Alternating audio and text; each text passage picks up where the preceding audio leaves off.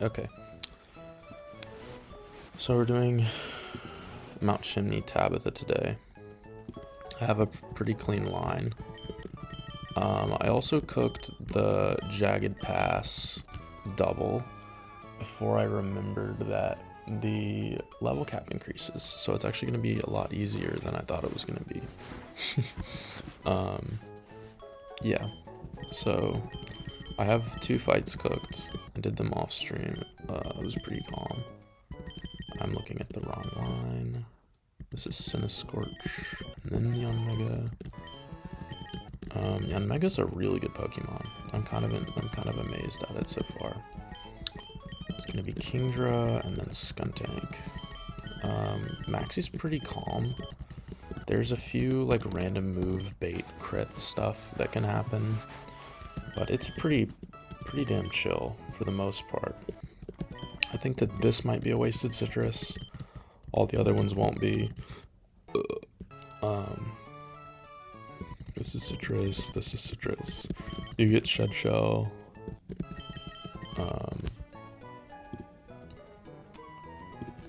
Yeah, you don't need an item. This should be pretty free, I think. Not free, but it is a boss fight. The Jagged Pass double is going to be very free because I forgot that we had a level cap increase. So all of this stuff that I wanted to do is actually just so much easier with the level cap increase. But let's go do Maxie real quick. Cooked it off stream. It wasn't really that bad, but yeah, like I said, there's some random move stuff that could happen. There's a very small chance that we lose Claydol here, as well as Cinescorch. Claydol, I guess I'll just explain it as it happens. Let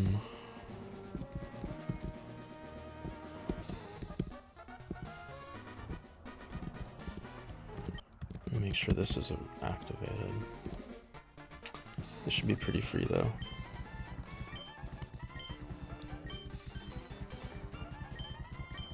This guy likes to yap, bro.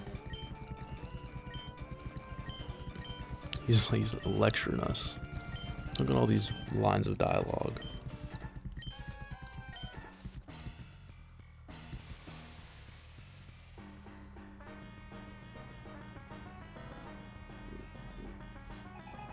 Okay.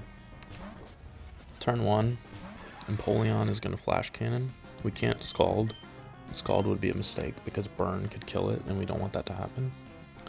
We flash cannon. This brings it down to sturdy or very close to it. It's very likely to stealth rocks here. There's a lot of different things that can happen on this turn. The best possible scenario is it earthquakes and we go into Claydol.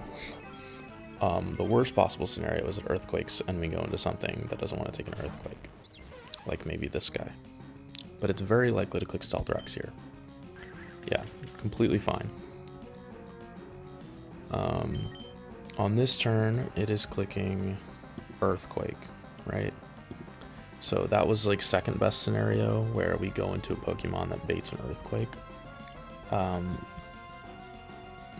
Actually, Skuntank gets a random move between Earthquake and Stone Edge. Could also be Spikes on this turn, it doesn't really matter. We go into Excadrill. And we fast kill this guy with a rapid spin as we clear away the spikes. Pretty calm.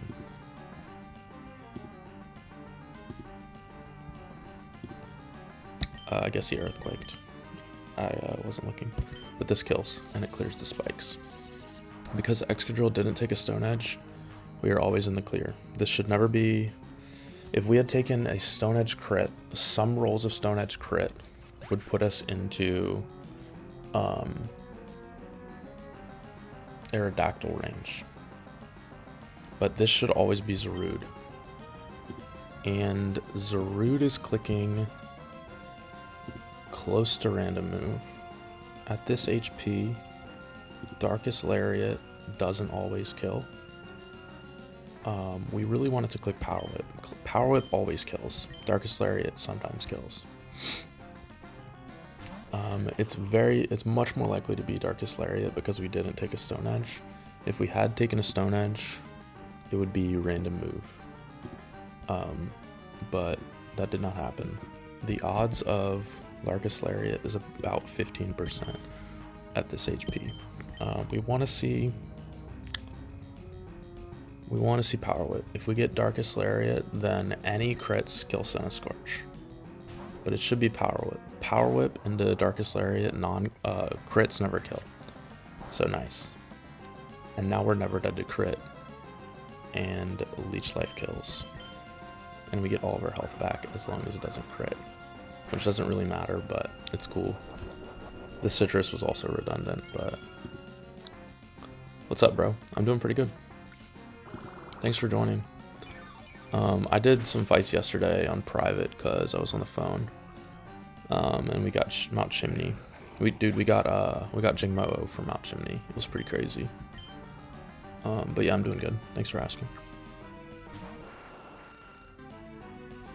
I planned this fight and the Jagged Pass double off stream.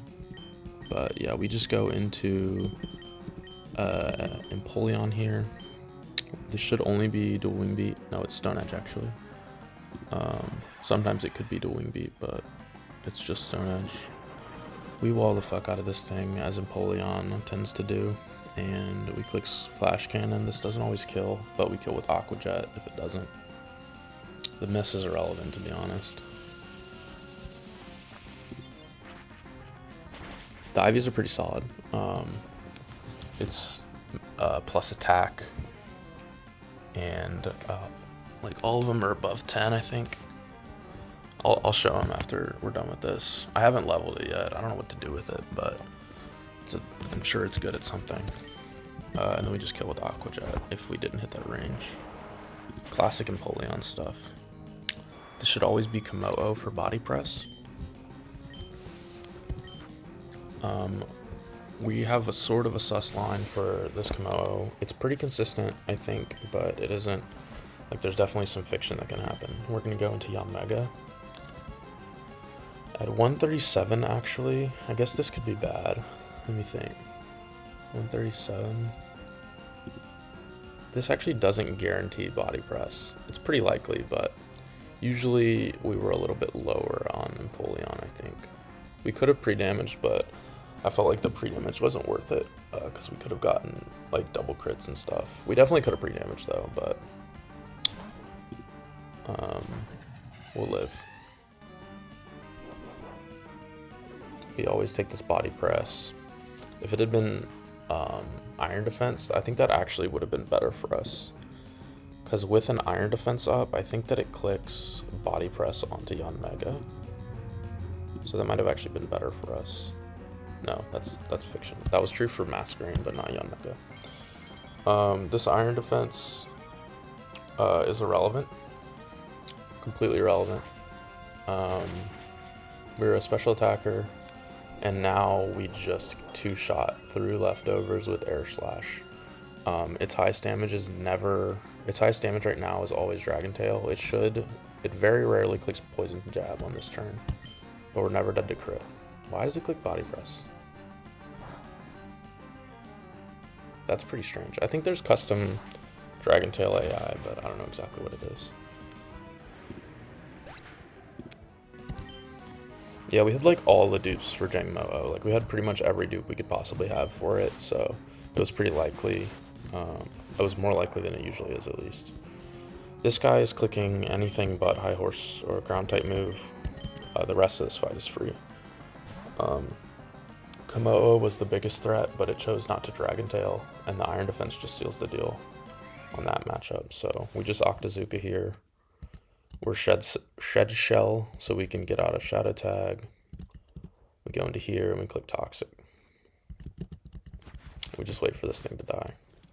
Maxie's usually a little bit easier than Tabitha. My Tabitha line was definitely more suspect. But yeah, pretty calm.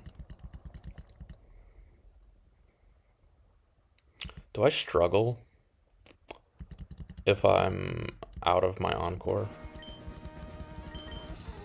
It is not the last time I'll see Team Magma. Spoiler alerts. Yeah, I think it's because I had a kill that it doesn't Dragon Tail. I think that's what it is. Like it knows that it knows that it gets fast killed or something, but there's nothing in the doc about it. I think there's just like, I mean, I don't know, there's a lot of AI that isn't in the doc, but yeah, I know that it could have clicked. I'm pretty sure that it treats Dragon Tail as highest damaging move unless you like kill it, or unless you like unless it makes them die to you, which is what would have happened. But either way, like we take the body press. The worst case scenario there was like it Dragon Tails the first turn. Well, it can never Dragon Tail on the switch in. The worst case scenario is it Dragon Tails on the first turn, and then we would have to like gamble a little bit with Dragon Tail on the bring in, because like obviously we can't control what Dragon Tail goes into it, but it was like pretty free because Jan Mega walls the fuck out of that thing. We could have also done it with Masquerain, but Masquerain didn't have a 2-shot, and Jan Mega did because Air Slash, I don't know, it's just a little bit stronger. And that meant that we could go Citrus, so, and the Intimidate was pretty irrelevant because of body press.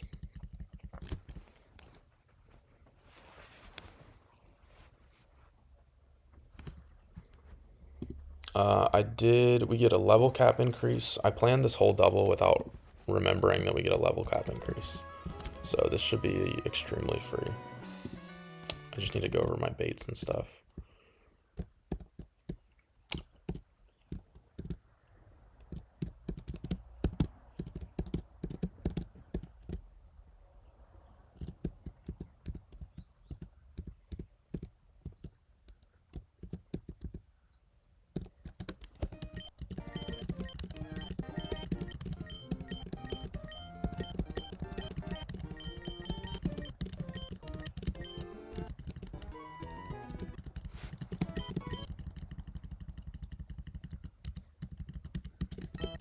But yeah, here's the Jingmo. We got Soundproof, which I'm pretty sure is the better ability. It's Rash, which I also think is better than like plus attack. I think what this thing prefers to do is like clanging scales and boom burst stuff, so I think it's usually a little bit better to be a special attacker or like mixed. So I think plus special attack isn't awful. 0 plus special attack isn't great, but you know, this thing gets clanging scales, which is a doubles move. There's not a lot of moves that you get that hit all adjacent foes but not your own gang. Like Surf hits your own Pokemon, Earthquake hits your own Pokemon. You get those, but there's not a lot of these guys that you get, like Hyper Voice. Those are pretty uncommon. Scale Shot, actually, no, not Scale Shot. Boom Burst is the same way. So I think this guy's a pretty potent doubles guy, but I really just don't know what to do with him. And Soundproof is, I think, pretty much the best ability for this. Overcoat's decent, but Soundproof is really solid. And there's probably some cool tech there, but I'm probably just going to leave this guy unleveled. I haven't really decided what the moveset I want it to be is. And also there's some delaying stuff that I have to think about. Actually, I guess there isn't. Outrage. The only thing we would get early is Outrage. And I'm probably not clicking Outrage. Close combat 60. What's the cap right now? Is it 60? I don't remember. Pumpy. I don't be clicking pump, I'm gonna be real.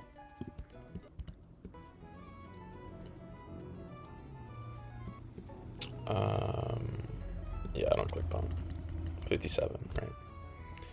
So we would have to delay Hakamoto to 60 to get close combat early. What is the Winona cap? I think it's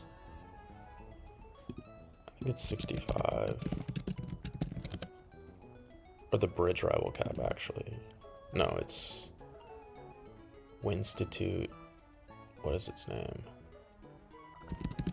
Run and Bun Weather Institute.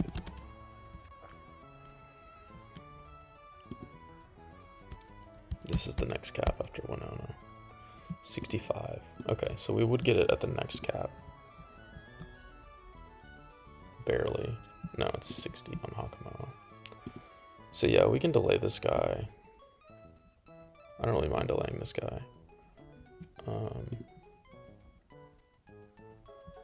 Other than that, we're just gonna level this guy.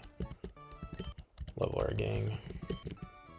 I don't think the level cap increase helps us that much on the jagged pass double, but it definitely changes my line a little bit, so.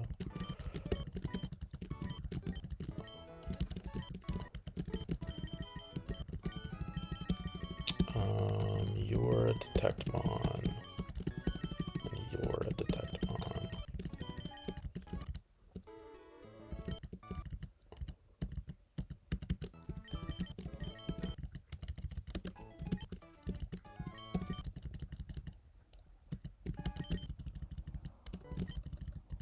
Oh my god. I think the wing beat's just almost always better.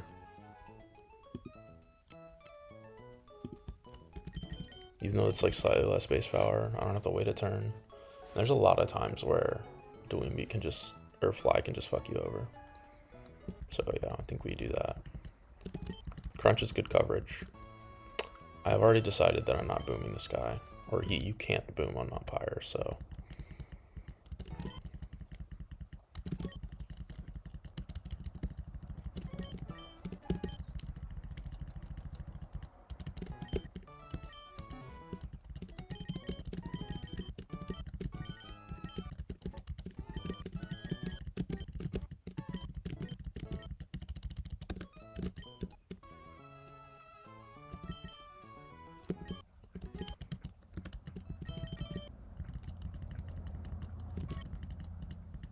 Sky uppercut.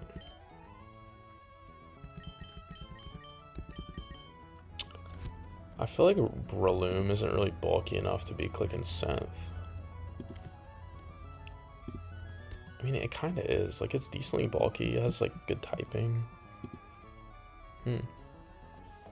This one's kind of tough.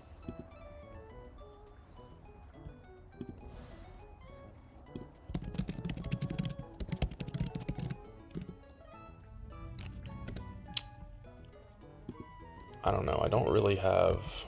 Breloom is, I think, my fastest fighting type. Let's see. Breloom is my fastest fighting type. By far. I do have plenty of fighting types, but Breloom is my fastest one. I'm probably not clicking synth all that often. So I think I'm gonna go for... I mean, I like keeping Worry Seed. Synth is good, but Breloom, excuse me, isn't particularly bulky, so. And it's my fastest fighting type, so there's probably use cases for that over Conk or something. Triple Axle. I hate this move. Never clicking it. Let me rearrange this real quick. That looks good.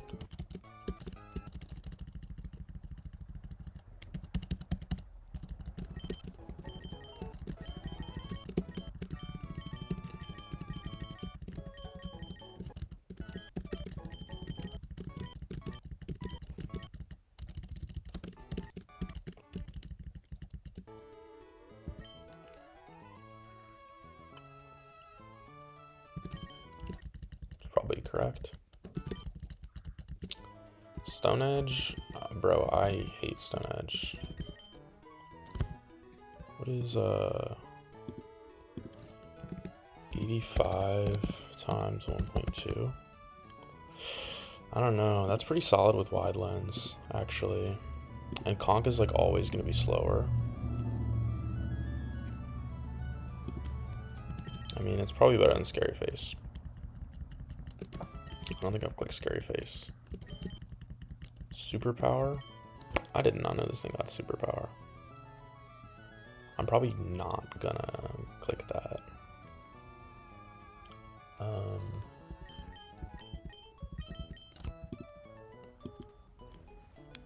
Interesting. Yeah, me neither. I don't think it's real, but if you're like a really slow mon, you can wide lens it.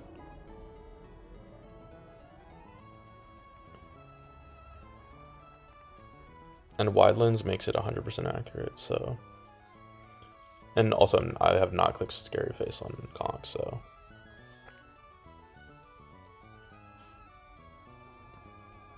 I don't like to gamble with stone edge though, so if it's like I didn't keep it on Aerodactyl, because you're never going to be slower and you can never use wide lens.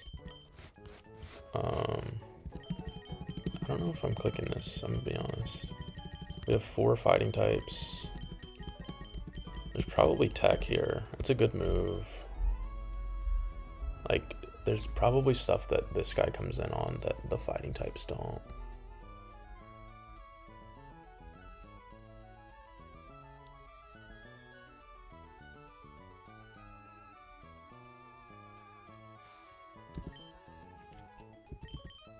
I feel like I'm less likely to click Rock Slide on this guy than Superpower.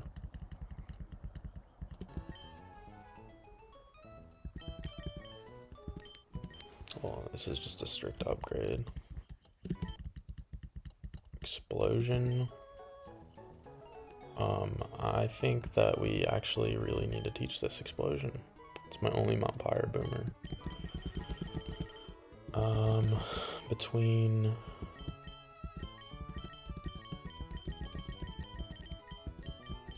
Sucker Punch and Toxic. This is my only Toxic guy. Because we forgot it on B-Drill. I feel like Sucker Punch is more valuable than Flamethrower for sure. Didn't click Flamethrower once.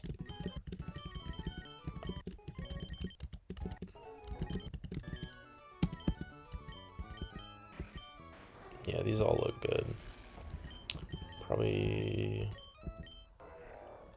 I probably should have forgotten Rock Slide over Stone Edge, to be honest, but live and learn.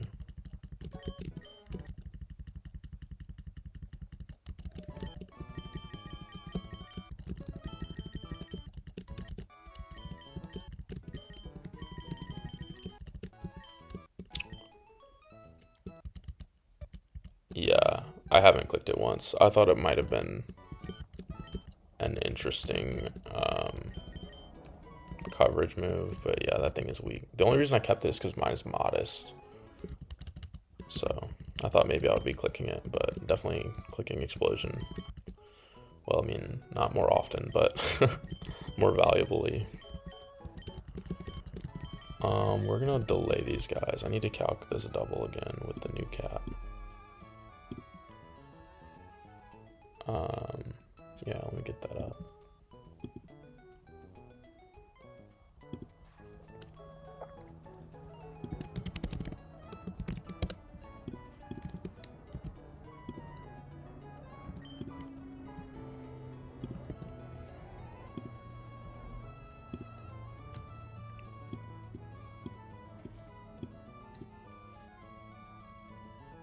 So these are our protect guys. So the plan for this was Tailwind turn 1. But we don't actually need to do that anymore because Talon is in fact... Oh, we have it ticked. Yeah, we still need to do that.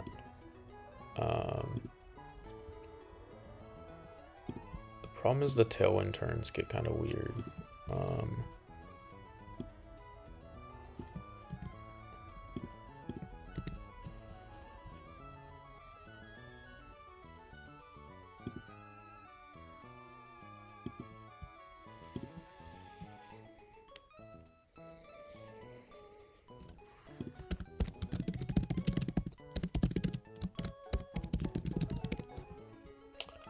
I still like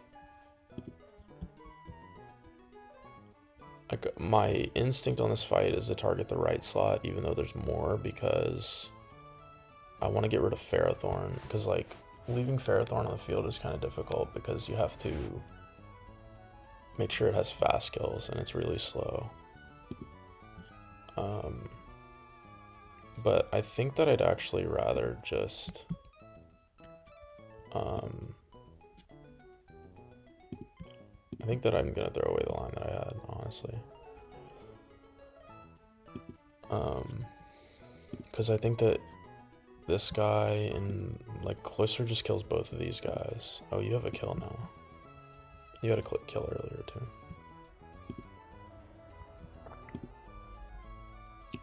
Azu also has slow kill, and Kingdra can have it with like muscle band or some shit. So I think I'm just gonna scrap the Tailwind line. I think that's fiction because I didn't have anything for Bolton, and I'd rather like have Bolton be the only thing on the field than like Stonjourner. The problem is Stonjourner's Focus Sash. I need to remember that. So we have to spend 3 turns clearing the left slot, which is annoying. Stonjourner's Focus Sash. Need to remember that. This guy just dies to whatever. Caracosta is obviously the best baiting here, I think.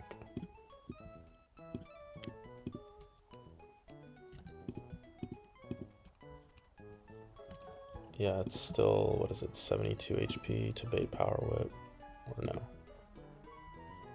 76, 72, I don't know why I put 72, but there's probably a reason. So turn 1 we protect, we kill this thing. Turn 2, we... Honestly, since this is a 2-shot, we don't even need to surf.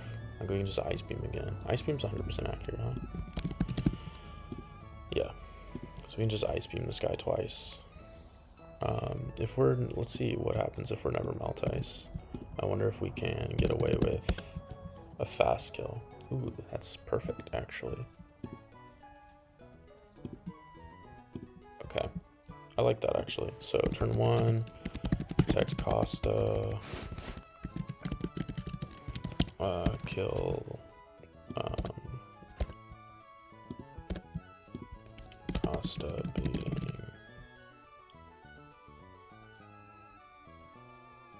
It doesn't matter. Kill Blizzcore, turn 2. Costa baiting. It should be Stone Edge from this guy. That's why we're 72. Yeah. Stone Edge. And Power Whip. Switch Costa to, who was it? Oh, Togedemaru. If we level it, I think it takes it. 57. It's Stone Edge and Power Whip. So it needs a Citrus, but it should take it with crits. 59 and 61. Oh, if we fake out, no. We did a high horsepower, we can't fake out.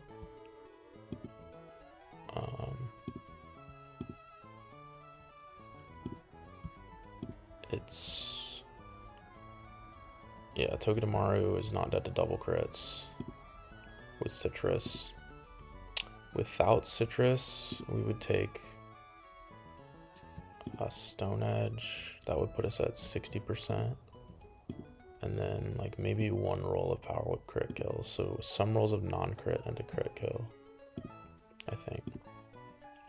At 57. 142 minus 57. 85, which is above.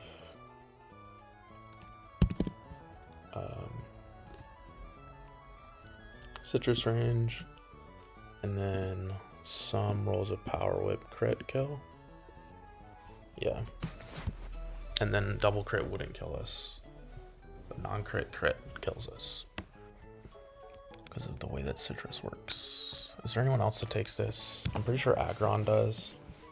But Aggron doesn't have Protect. Aggron can pretty consistently get Stomping Tantrum though. So I think that's actually better. We don't risk anything. Stone Edge and Power Whip. Yeah, you should never be dead to crits. 57 and 26. If we citrus, we need to be parrot on Aggron so that Ferrothorn is faster. I think that I'm okay with letting Ferrothorn do what it wants on this turn. Maybe. I don't think there's a way to comfortably pre-damage here.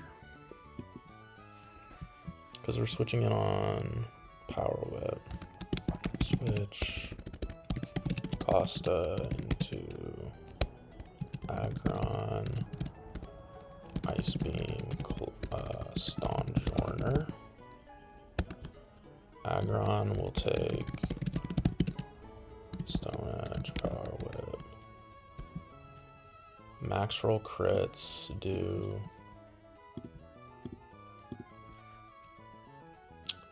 60 and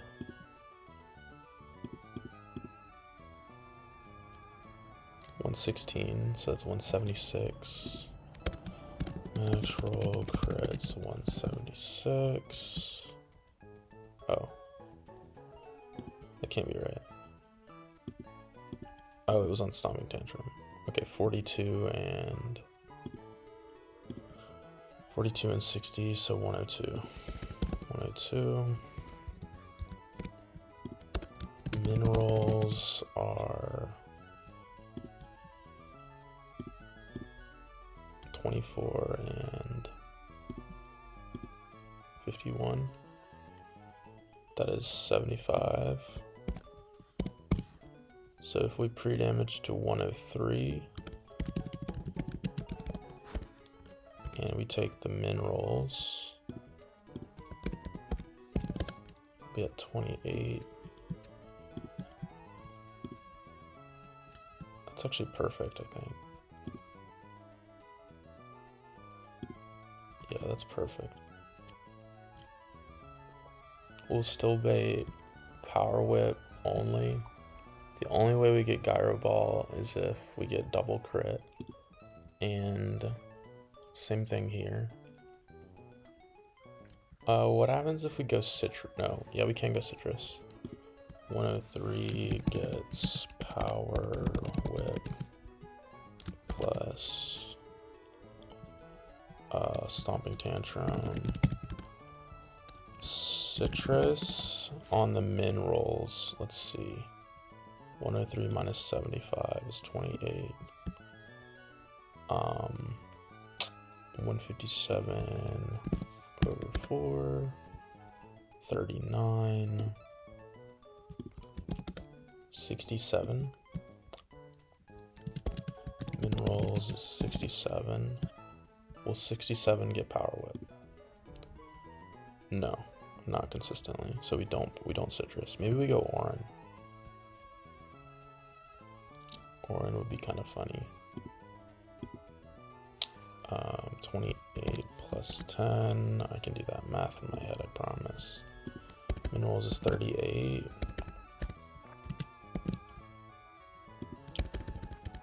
Orin. Min rolls is 38. Max roll crits is 11. 11 does not exclude us from Gyro Ball, so it's pointless.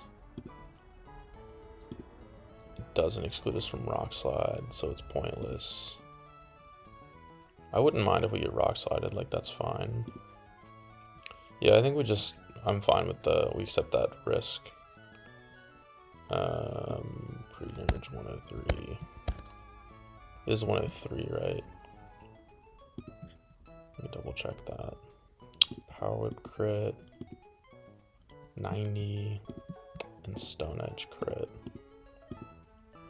42. Wait.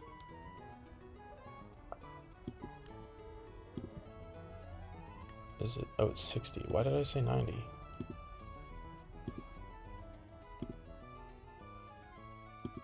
Because it is 90. It's 90 and...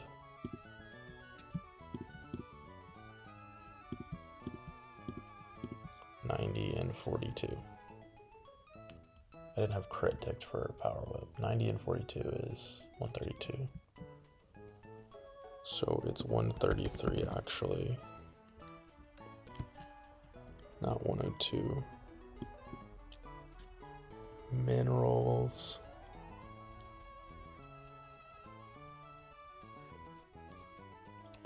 Mineral power wit is 51.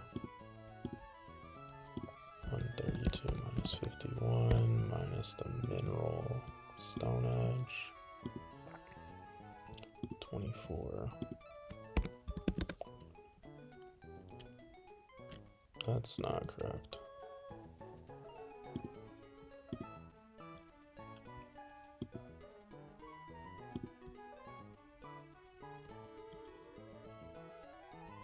$51, not 75. No, I'm fucking up. It is 133 minus 51 minus 24. 58. That actually doesn't get us power whip all of the time.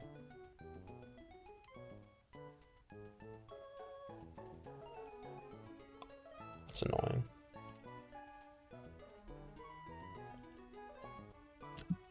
We could probably do some shenanigans to get that. It is 24. Yeah.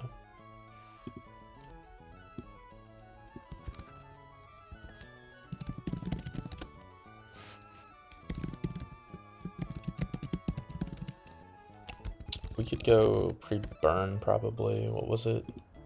58, and we need to be at 51. Yeah, we could go pre-burn. It's pretty chill. Pre-burn and Orin, I guess. Yeah.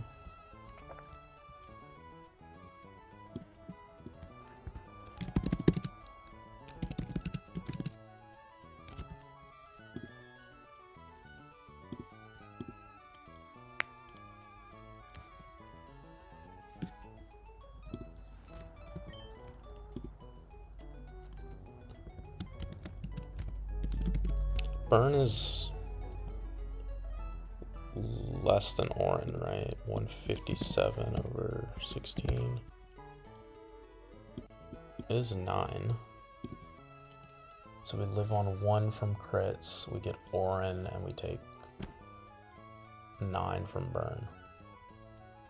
So we'll be at 2. So Agron, 133 HP, Orin. Wait, we need to be, can we be Iron Ball, or do we have to be Parrot? Pretty sure we can be Iron Ball.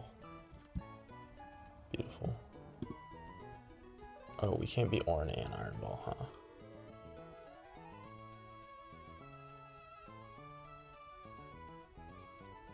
I think I'm cool with just risking the fact that it might not see this kill with Power Whip. I mean, Stone Edge is high crit rate. It could miss the Stone Edge. That's unfortunate. This guy doesn't have like Wildlands or anything, huh? What does Power Spot do? Oh, okay, sweet. That sucks.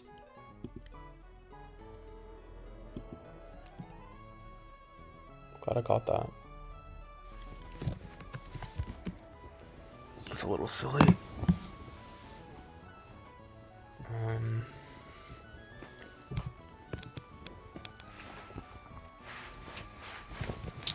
So Agron is taking a boosted Power Whip.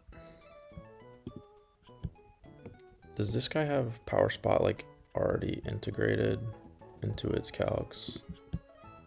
Why not?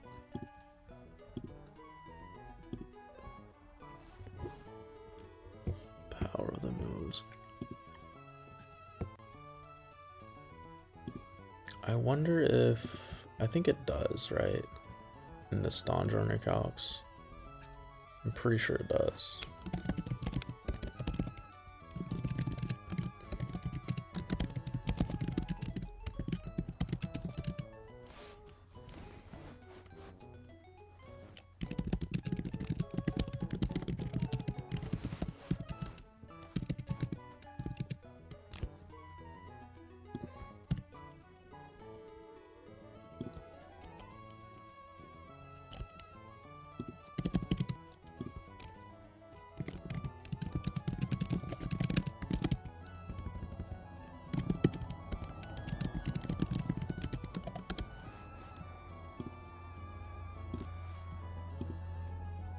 doesn't boost his own moves. Oh, I can't read. Thanks. Yeah, it just says allies. I guess that makes sense. Okay, so turn 2, Costa's baiting Stone Edge and Power Whip. Will the Power Spot boost and make Gyro Ball a possibility? No, beautiful.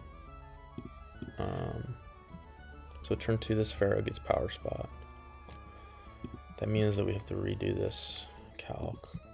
Crits, Power Spot, Power Whip, Power Spot. 114 and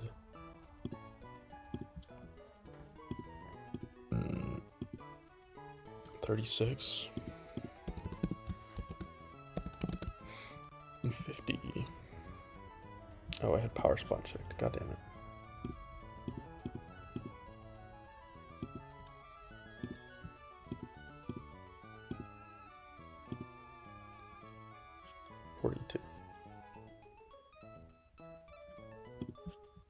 Forty-two and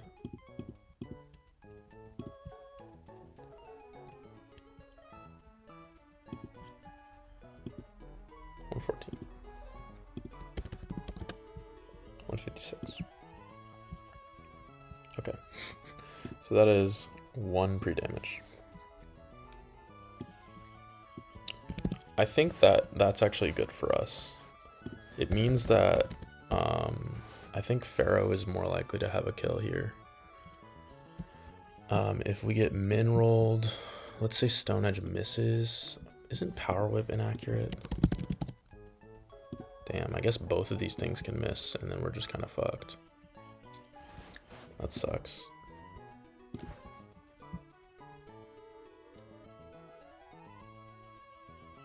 Yeah, like both of those things could miss on the switch out to Aggron.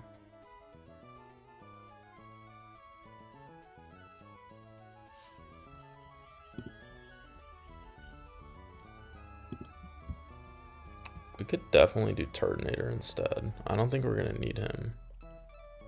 Actually, that's cool. Yeah, no, I think it's gonna be Turtonator actually. I just wasted like 10 minutes of looking at Aggron, but yeah, because Turtonator takes Stone Edge, I'm pretty sure. No, just kidding. You suck, bro.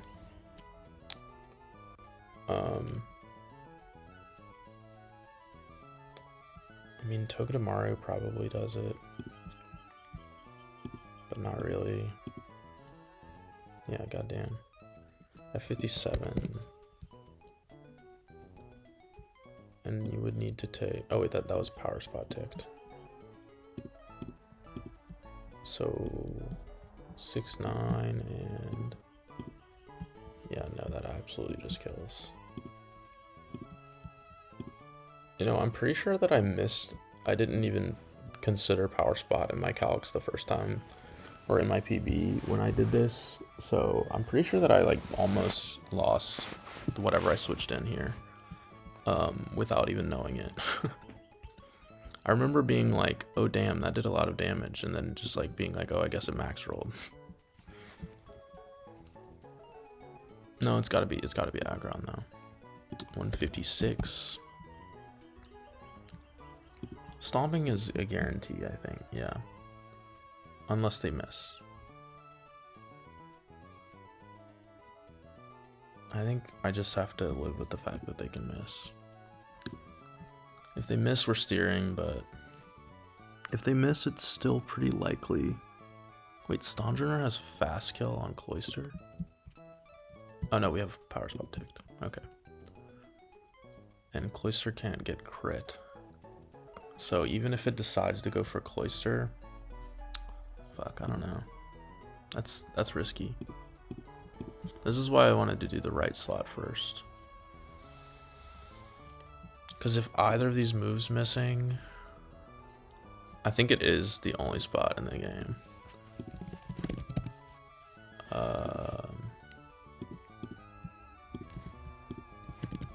Yeah, it's literally the only Stondrener in the game, so.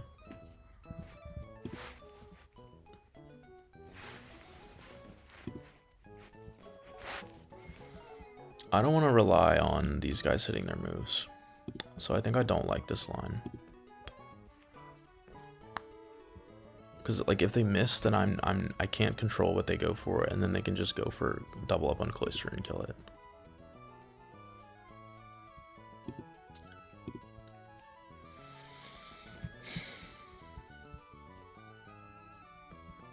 I think I kind of still like killing Gliscor first though.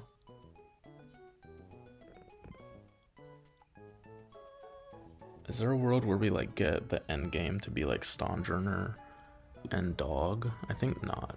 I think that seems silly, especially because it'll have Power Spot. What if I skill swap Power Spot?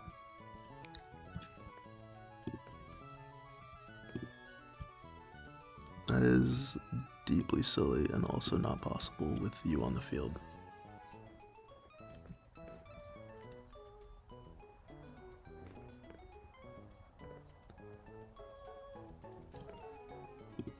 You can't kill Gliscor, surely not, yeah.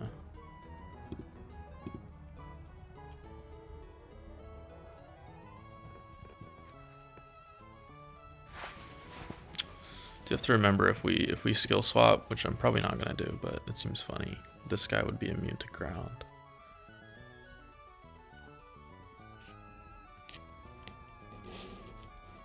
I think I don't want to do the left slot. I think I want to do right slot.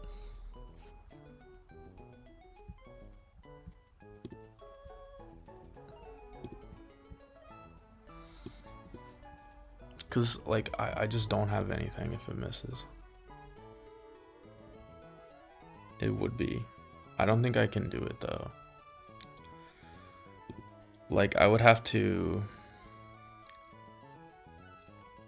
It's just the same problem as this line, right? Like turn 2, I could switch Claydol in here, but then, well, number 1, Claydol just dies to Power Whip.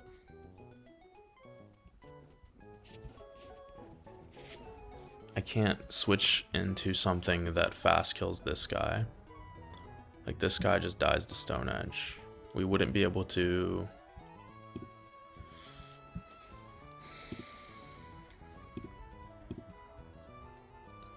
I kind of want to see and find it if it's possible.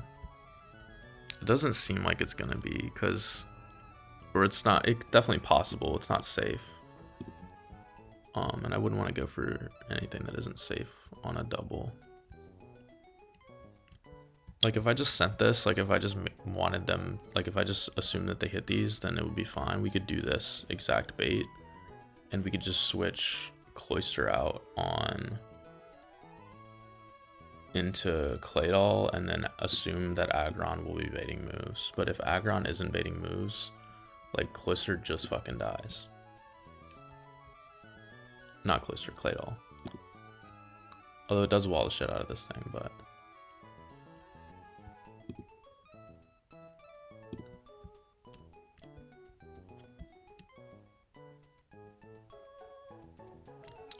If only I had a fast kill on Gliscor. I think it would be possible if I did.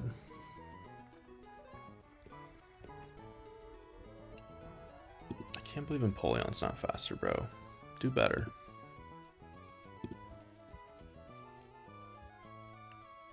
What if we Tailwind?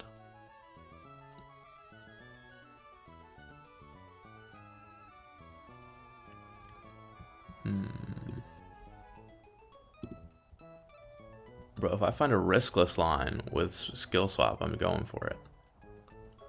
I think if we Tailwind...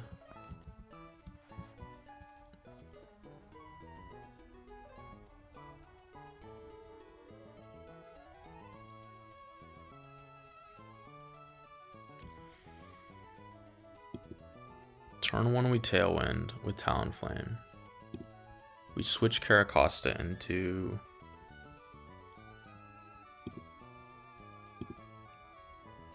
Yanmega. Turn 2 we switch Yanmega into... Cloister? On Mega gets Stone Edge here, right? Or Acro. Closer takes an Acro. Closer takes an Acro. We would be faster under Tailwind. We fast kill this guy. We're baiting something from you, but it's not gonna be Power Whip. No, it will be Power Whip on Yan Mega. Where's Yan Mega? No, it'll definitely be Gyro Ball on Yan Mega.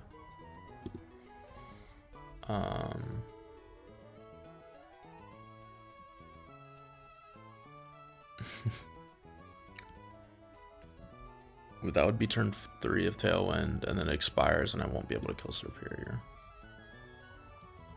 Yeah, I think I'll just go for the right slot. We could do it in the end game for sure.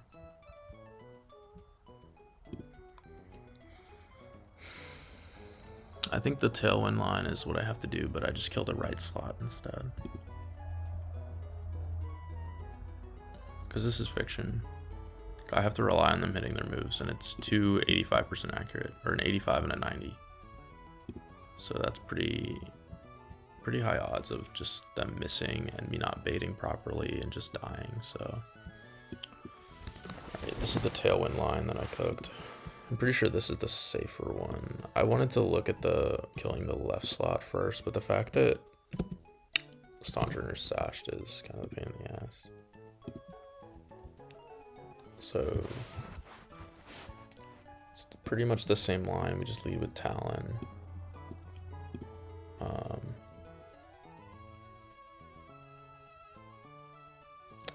I guess that it's better to Tailwind turn 2 actually, because we don't need it for turn 1 obviously. It's actually much better because we wouldn't have to be prepared on Costa. So Costa is baiting Gliscor and Power Whip. Flare Blitz, Pharaoh, Talon takes recoil. This is the same number.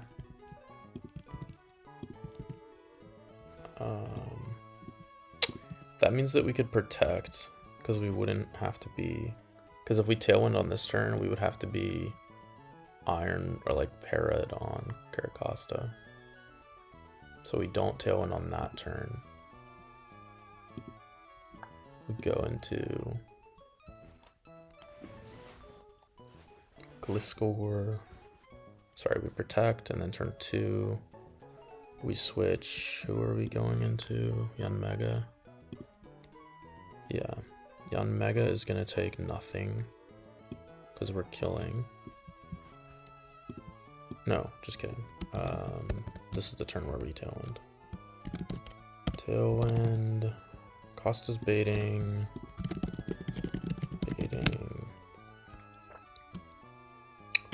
Power Whip plus Leaf Storm. Tailwind. Switch Costa to Mega. This is not true. We take this on turn 3. This is all other stuff.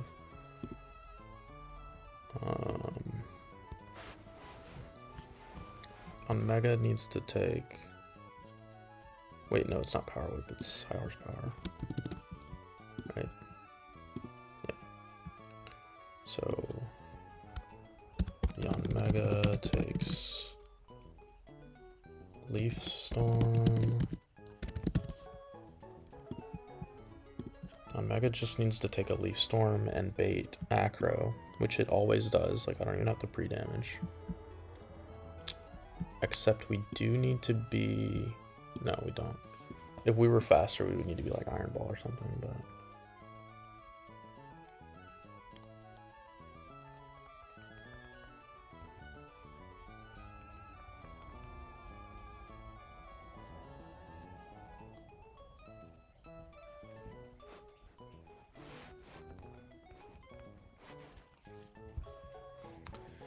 You take a Leaf Storm. Doesn't matter what you're baiting from you or like what you do because you die. We go and you're baiting acro. I think that I want to maybe not detect Yanmega. Depends on what the turns look like. Because with Tailwind up, oh right. With Tailwind up, we want to be baiting Acrobatics on the next turn. So with Tailwind and Iron Ball, I'm pretty sure we're slower. Yeah, beautiful. Yanmega baiting Acrobatics. Detect Yanmega. Flare Blitz. Superior. And then Talon takes the exact same recoil as it did last time. Actually, no, it's still the same, right? Because even through the level, it's just a different percentage. Yeah, it's 32.5, but it's the same HP because these are the same guys. Talon takes recoil, and it's this amount. 156 over 3 is okay. No. Typing is hard. 52, yeah. And 52 is 32.7%, so we just take less percent, but the same amount. Pumpkin. Sweet girl.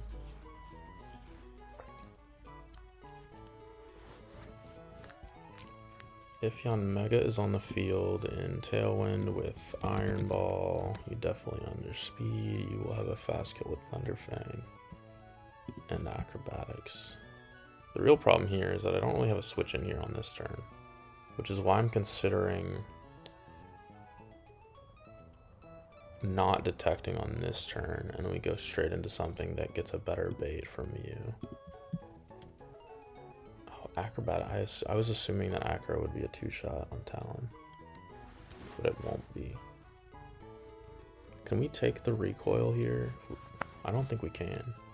We can definitely be Citrus, but let's say that, how much recoil would we take? 31%. Oh, it's just 152. Is it 52 again? No, it's 50. So actually, I think that we're fine. I mean, we're probably gonna Citrus for safety, but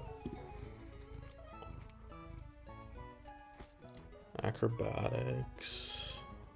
The question is, who takes an Acrobatics and a Thunderfang? I think Claydol might. That's what I was looking at earlier. No. And I don't think Togedemaru does. Not comfortably. It didn't at 54. Thunderfang crit. 82. Okay, it actually looks a lot safer at the correct level cap. Yeah, okay. It's way safer.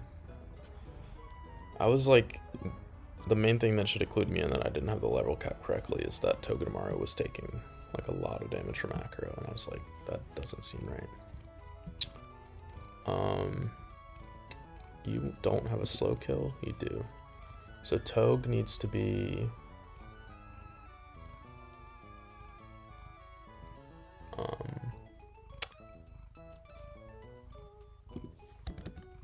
turn 4, Flare Blitz. This is turn 3 of Tailwind, right? Are we gonna run out of Tailwind?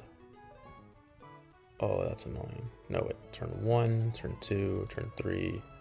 Yeah, we'll have the full 4 of Tailwind. Flare Blitz, Boltund.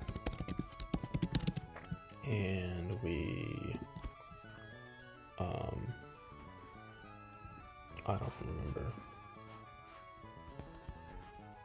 I think that I'd rather switch Yanmega into Claydol on this turn, because we can pre-damage for Claydol to get crunchies. No, it's probably better not to do that. No, wait. No, it's taking an acro. That's not how that works. Yeah, okay. Let's go Togue. Togedemaru at 57. It's Thunderfang and Acrobatics. Tecton Mega, Flare Blitz Superior, Taunting's Recoil, Flare Blitz Bolton, switch Yon Mega to... Yon Mega should be baiting only Acro and Thunderfang. I don't even think we need a pre-damage for that, huh? Yon Mega does need to be Iron Ball. Let me write that one down.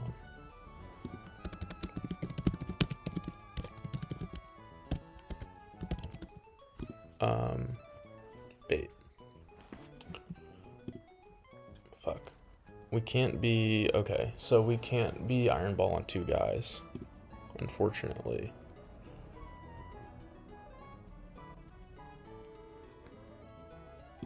Because Caracosta needs to be slower than Pharaoh to get the fast kill over Stealth Rocks. Can we can para Yon Mega, but then we lose out on the detect turn. And I think those are the only 2 ways to lower speed that we have access to.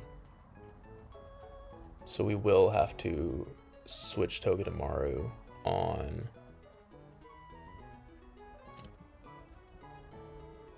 Acrobatics. Well, this is actually better. I think this is better. Because we'll just take an Acrobatics on Toad. On Mega to Togedemaru. And Togedemaru Acro. And then Togedemaru can... God, it's fucking faster. Under Tailwind. And we can't prepare a Togedemaru.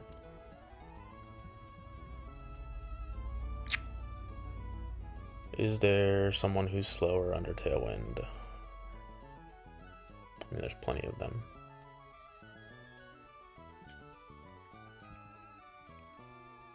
Needs to take an Acrobatics. Needs to take an Acrobatics. What about you?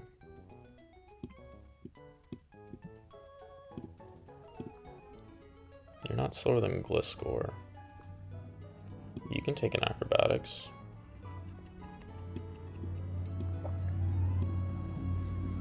And you bait pretty consistently from Gliscor.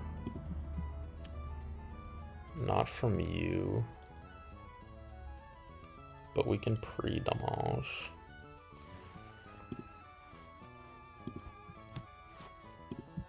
Yeah, we can do pre-damage. It's 43 plus 61. That's 104. Switch Yon Mega to Turtonator. This is using a lot of slots though, that's the main thing. Turtonator. Kill Superior.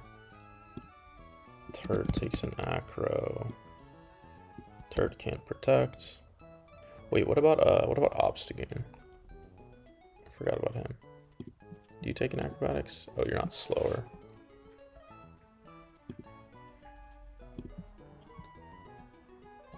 You are slower than... No. Okay. So it has to be Turt, I think. Unfortunately. Not really unfortunately. We just miss out on a Protect turn. Turt, baiting, high horsepower. Did I write the pre-damage down? 104 HP. Turt, baiting. Wait. Is this the same problem? Acrobatics can't miss. And neither can these moves. Well, it's just Acrobatics. Turt, baiting, high horsepower. and Psychic Fangs or Crunch. I don't think we have a switching on that. High horsepower. Oh, it's Flygon for sure.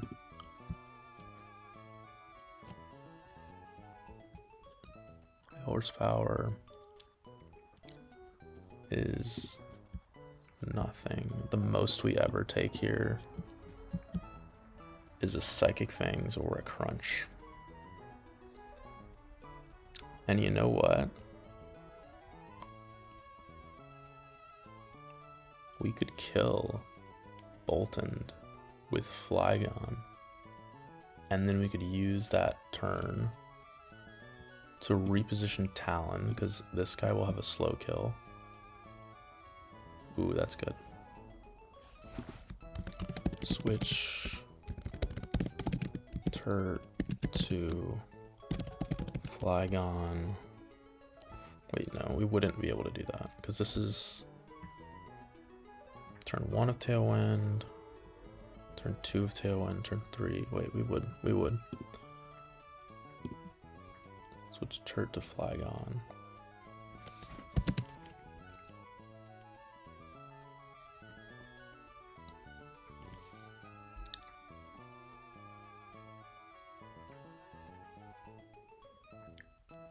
We could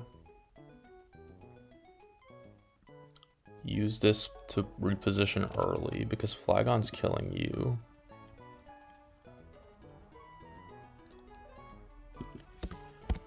Flygon takes Crunch or Psychic Fangs. Check Crunch drop.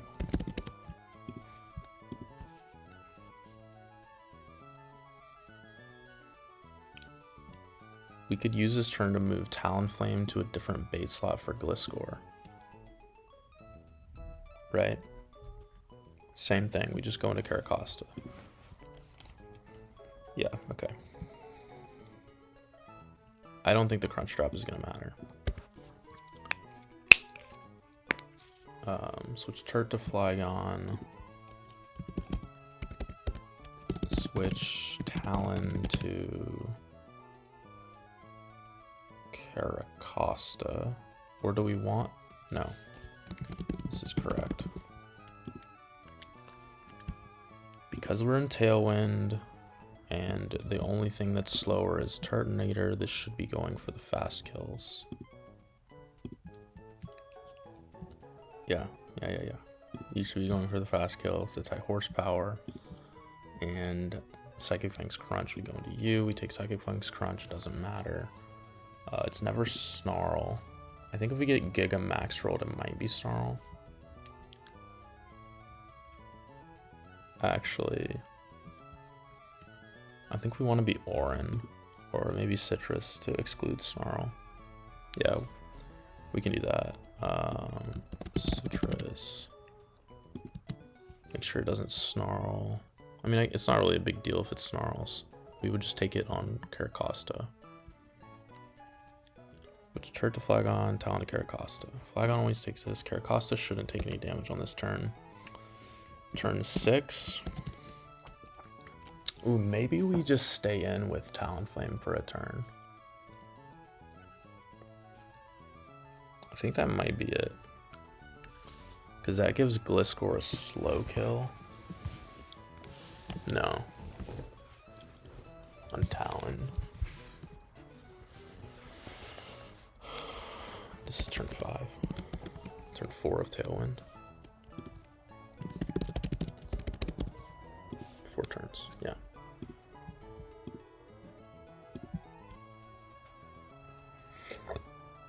Switch Turt to Flygon, Talon to Caracosta. Flygon takes a Crunch. Psychic Fangs. Flygon kills Boltund. This one's pretty free. Costa baiting, high horsepower. Oh, right, because we have Protect on Caracosta. You shouldn't be slow killed. You're not slower. Beautiful. You're not slower than Gliscor, so it's always going to go for this fast kill. Okay. Costa, protect. Yeah, this is free from here on. Turn 6. This is when Tailwind expires. Turn 6. Switch Costa to, should still just be on Mega. Switch Flygon to, oh, who's gonna take this acro? It's it's the second acro it will be clicking. Oh, we did Tacti on Mega. Still though, we need a turn to kill. Can we two-shot you with Flygon? No shot, right? So Flygon get Ice Punch. No. Unfortunate. Yeah, I figured we'd have slot problems.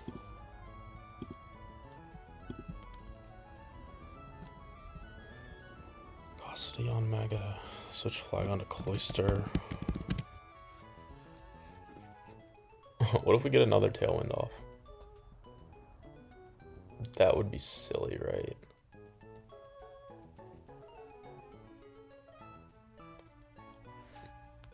Flygon kills Bolton. Costa protects.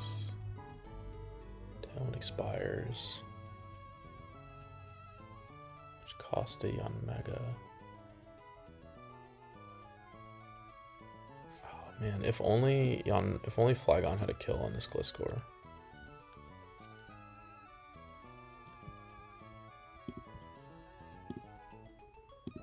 It's really funny to me that Giga Drain kills this. We could maybe use that, to be honest. We would just need to be in on 2 things that are faster after we kill. So we really just need to kill the Gliscor safely. Cloister. Yeah, I mean, on Mega, the problem is if we kill this with Cloister, I don't have anything to take the acrobatics, the second acrobatics. Do you take this non-boosted acrobatics at the HP you're at? What was the HP? It was 72? Yeah.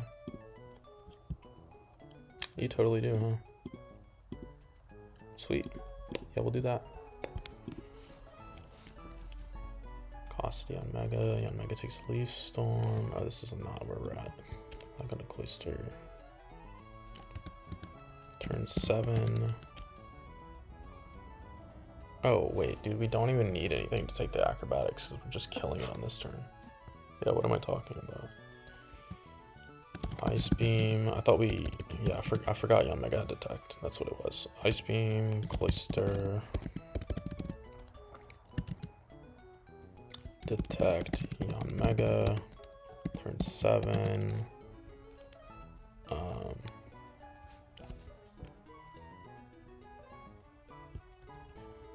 This is turn 8. Ice Beam. Cloister needs to be never melt ice to hit this range. Ice Beam. Stun Jorner. Switch. What is it baiting on Yon Mega? Oh, wait, right. We can literally just Giga Drain Ice Shard on this turn. Yeah, beautiful. Giga Drain. Okay, I think this is riskless. Let me write down what we're doing here. Talon is going to be citrus just for my own comfort. I don't think it's necessary, but I'm not hurting for citrus at the moment.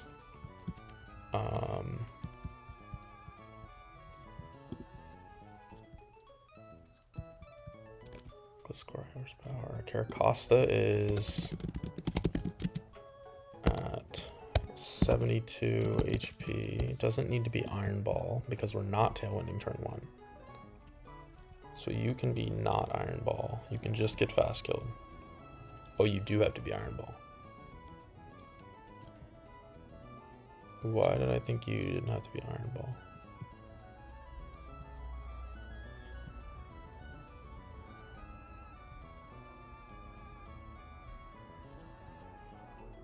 Is there... So there's a world where... Fuck. We can't be Iron Ball on Yanmega and Turt. That's why I didn't detect on this turn. Because we need to be parried on Yanmega. Caracosta baiting Gliscor, high horsepower, power whip. We protect. Costa. Horsepower, Leaf Storm. Tailwind, we switch Costa, Yanmega. Yanmega takes Leaf Storm. We need to figure out the Yanmega pre-damage.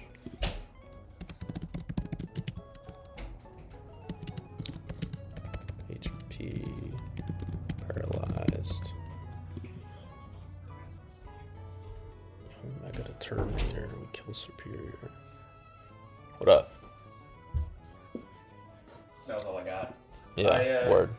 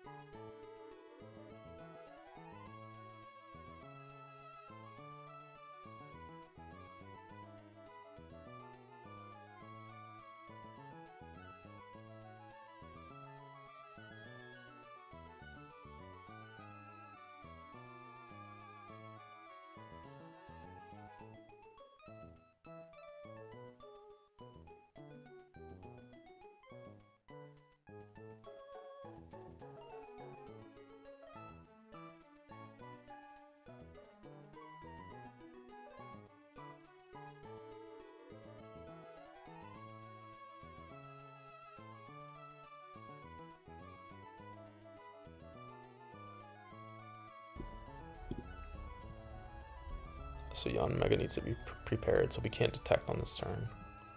Any macro, Yanmega to Turtonator, kill Superior. Talon takes recoil. Yanmega with Prepara and Tailwind is slower than this, I'm pretty sure.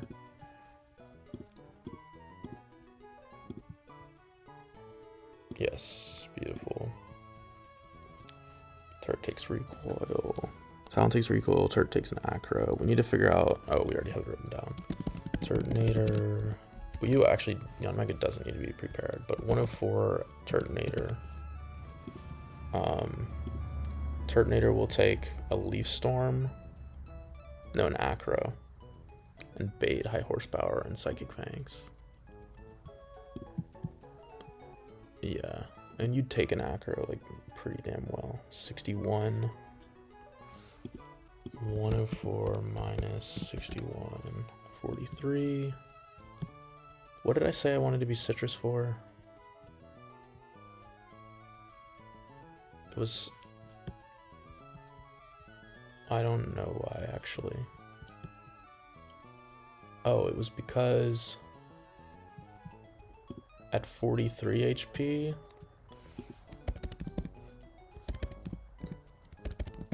Oh my god, 43 HP. I don't think that we... No, what am I talking about? We're chilling. 43... Actually makes Psychic Fang slightly more likely. It's perfect.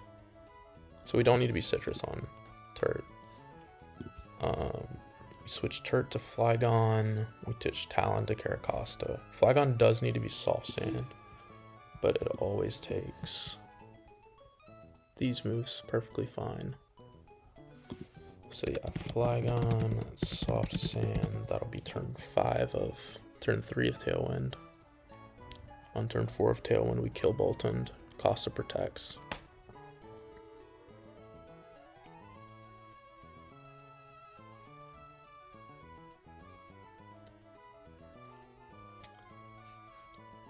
Turt to Flygon. Right, because Flygon takes a high horsepower. It doesn't take any damage from that, obviously. And then it never... Oh, right. I think I wanted to be Citrus because I wanted to exclude Acrobatics, but it's actually consuming this. So at 43, we should never get Acrobatics. Maybe we go Citrus. No, we can't.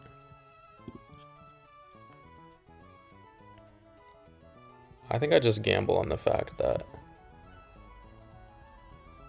Damn, that's a little unfortunate. 43 HP is the mineral of Acro. Right? Wait, what? No, yeah, 43 is where we're at after the mineral. That consumes the flying gem.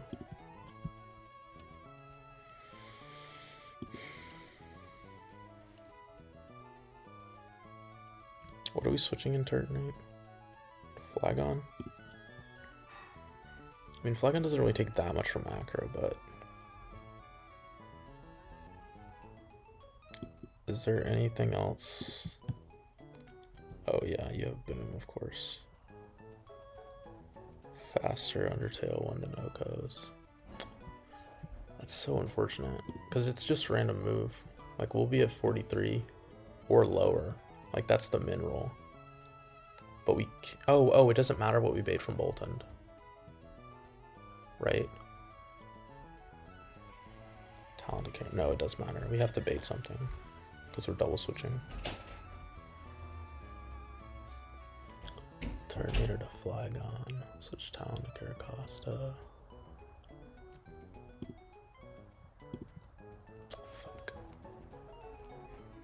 Dude, this was so close, too.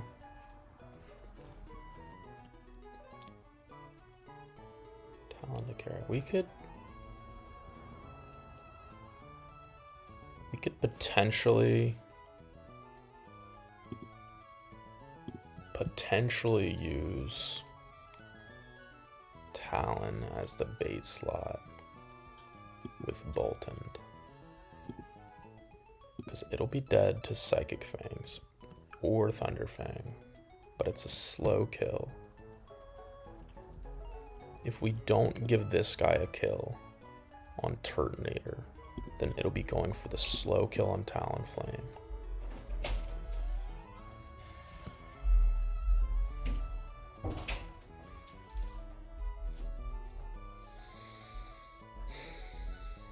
Okay, need to figure that out. But it's basically a random move, right? 52, 52, we can go Citrus. 52 times 2 minus 158 is 54. And then 152 over 4. 158 over 4. 8 over 4 is 39. So it's 54 and 39. 93. At 93, what do we get from Boltund? Psychic Fangs, Thunder Fangs. That's a little unfortunate. We can't switch both of them into Turtonator. Or we can't switch into Turtonator because we're already out on Turtonator.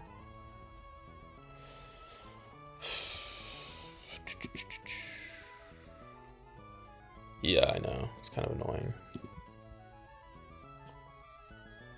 It's just like, A lot of people would just send this. Like, they just say, oh, like, if I get double crit, acrobatics or whatever.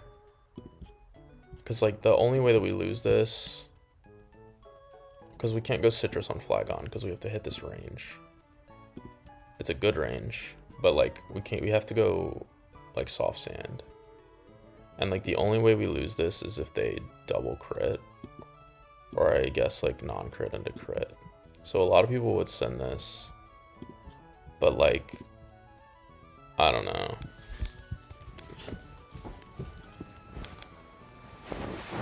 Just feels bad.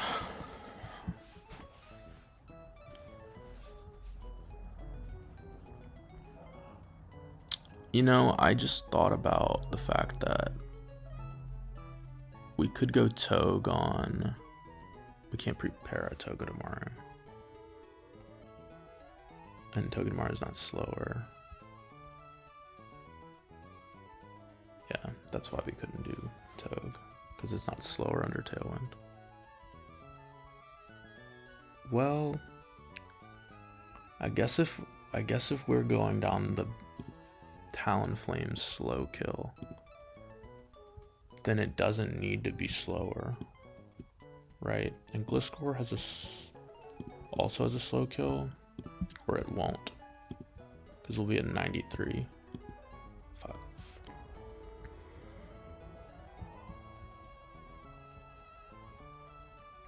Turbiting. Yeah, I don't mind risks on singles because like the steer options are a lot easier for singles. Like I can usually steer out of like stuff that I risk, and usually if I'm risking stuff on singles, like I have an idea of what the steer options are gonna be. But like if Flagon gets double crit and just dies, I think I just lose. I just like get swept by Boltund. So I'm like a lot more safe on my doubles planning. It's literally like a double crit risk. I think I'm gonna like probably just save this one, but it is annoying. I'm gonna save this one and make sure that... Oh, excuse me. What the fuck? Okay, my bad.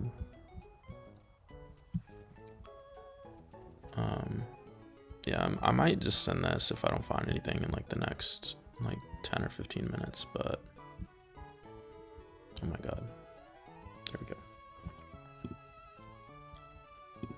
Yeah, literally I hate Syrian doubles, and like if Flagon gets double crit, I literally think we wipe, and that's like double crit isn't even that unlikely.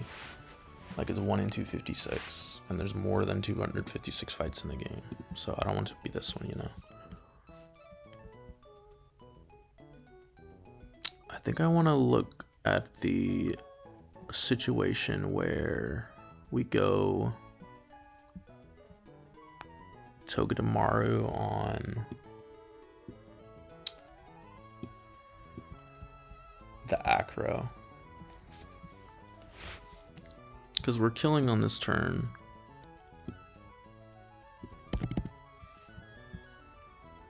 Togue will come in on an Acro, which does not that much, but kind of a lot, which is actually kind of good. Yeah, at 57, we can probably actually stick with 54 here. And acrobatics does this much. You won't have slow kill, but you will have slow kill on Talon. And it's usually Thunderfang. I think we already looked at this. Talon will be at 93.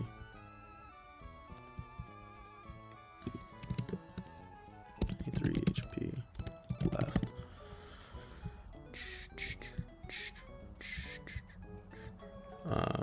We do need to make sure Talon gets citrus. Togue takes an Acro. Togedemaru doesn't bait consistently. Oh, wait. Yeah, we're baiting high horsepower on Togedemaru. Togue baiting high horsepower. And Talon baiting slow kill Thunderfang. right? Yeah, that's actually pretty nice. And it could be Psychic Fangs. But on this turn, we are only taking a move from Boltund on the Flygon switch out. Because you will see... Fuck, it's a slow kill. You won't have slow kill on Talon though, right? No, I already looked at this, god damn it. Yeah, so we can't control what it does on this turn.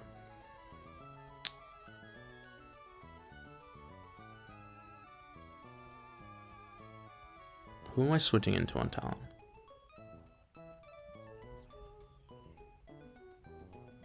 It's you, right? Yeah, this is the exact same thing. It's less likely this way, I will say. It is less likely, isn't it, a straight double crit risk, because you can Thunderfang and you're more likely to go for the Togedemaru kill, because you won't always see kill at 93. If only Citrus did like a little bit more. 93.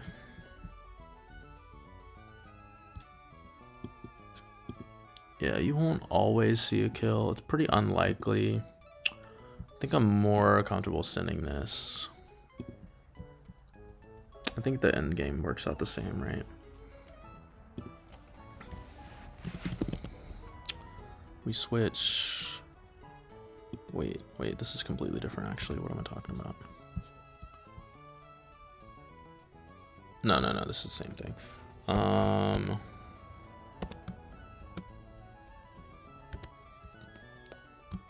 Spiky, Shield, Togedemaru, switch Talon to... You won't have slow kill, right, on Tog? You could. Wouldn't be the end of the world. That's a way that we could increase our odds even more if we were dead to crunch. 79 plus 30. I don't think I'm gonna need Togedemaru's health for anything. Let's what is 79 plus 30? 1 and 9. Tog, let me just jot that down.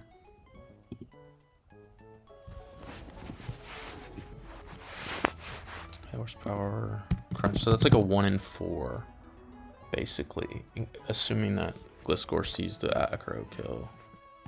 So it's a 1 in 4 into double crits, which is much better than a double crit. So that's better. Switch Talon to Flygon. Turn 5, Flygon.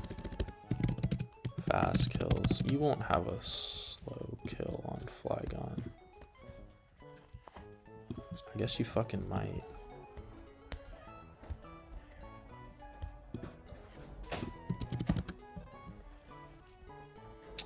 Damn.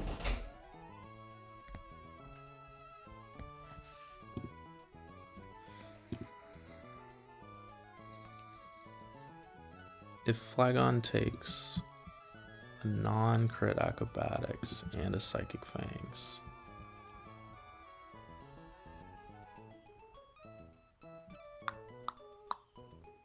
and this is the same problem. It's just less likely this way.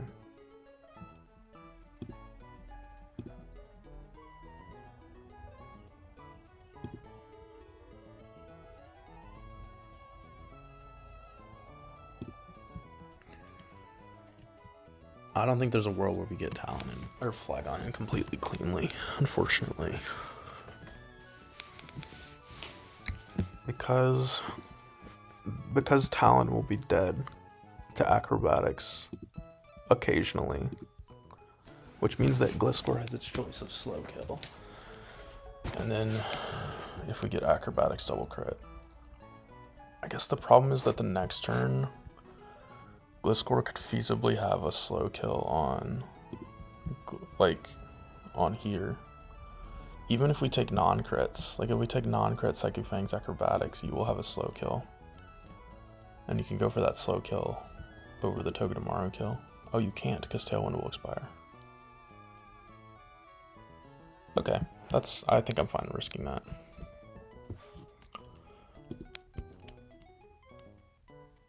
on fast kills. Boltoned. Switch Toga tomorrow to Yon Mega. Yon Mega, it'll be using high horsepower. Or nothing, or it just kills our Flygon. Turn 7, turn 6. It'll have a fast kill on Yon Mega with non-boosted acrobatics. We cannot detect on this turn. Switch Flygon to Cloyster. Do we want to prepare Yon Mega? I feel like we don't actually need to. I think we do, right? Because Gliscor has to acrobatics. We can't be dead to acrobatics after recoil. And it doesn't go for it. What if we get it to use it early?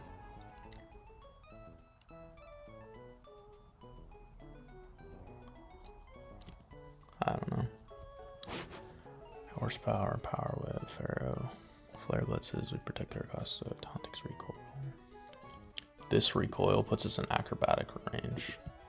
So we have to give Gliscor a slow kill for a long time. What if we go Turtonator early?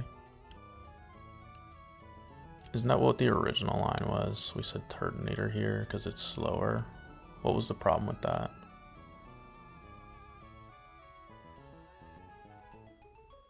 I don't remember.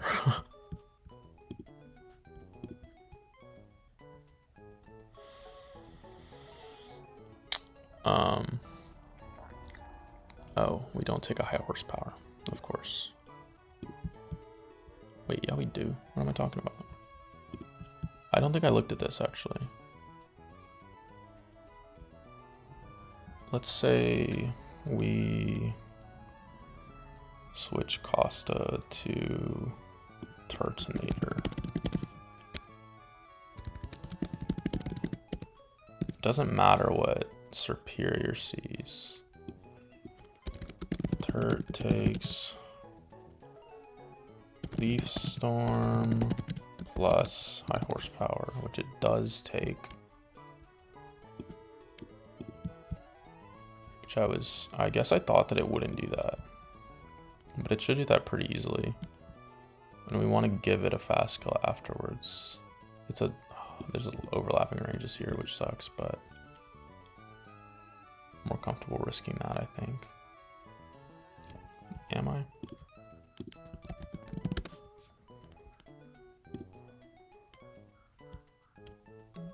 I don't know. I think there's more risk than a double crit in the original line that I saw earlier with Flygon.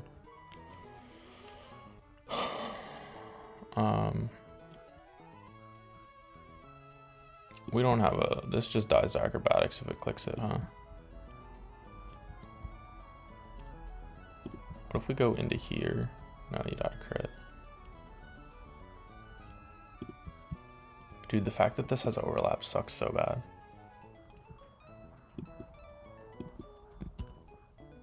We can't even remove it. There's literally no way to remove it.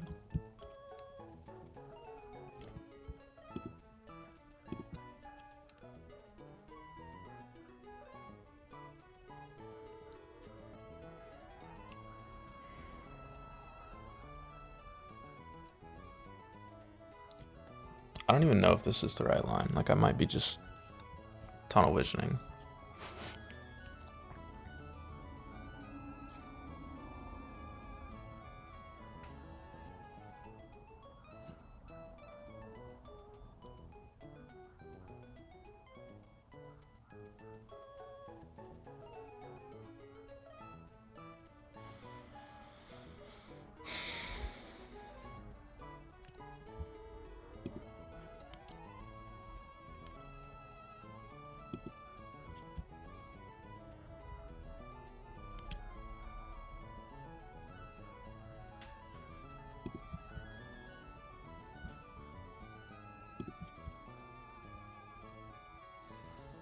It's just not happening.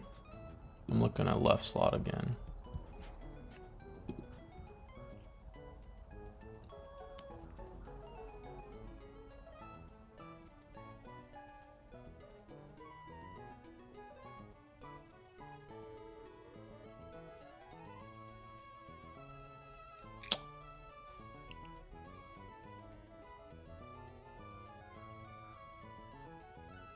can't use Turtonator as a bait for this guy because of the fucking overlap. That's the main thing.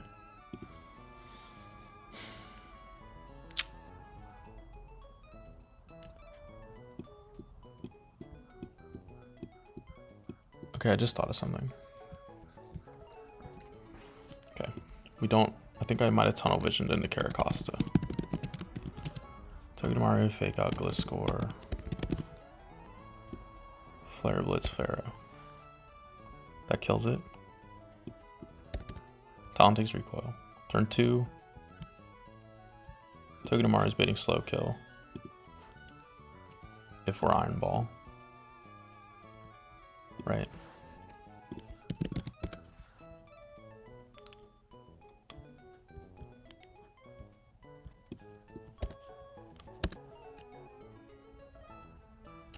Turn 2. Switch Togedemaru to... Why didn't I see this earlier? I think I tunnel vision on the Caracosta lead. Yon Mega... Flare... no, we're... Right, we aren't controlling what this does on this turn. Can we? Why not, right? Leaf Storm. Oh, we have fucking Protect as well. That's crazy. Yeah, Toge's busted. We also get Gliscor chip, which probably won't matter, but... No, we don't even need to switch. Fake out Gliscor. Flare Blitz Pharaoh. Togue. Protect Togue. I don't know why I didn't look at Togedemaru earlier. Tailwind.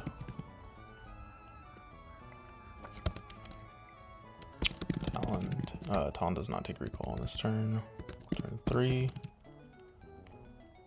Flare, Blitz. We need to be dead to Leaf Storm on Togue. Fuck. What is this? 36 and 46. Okay, perfect. So Flare, Blitz. I mean, we actually don't need to bait anything from Superior. We do, right?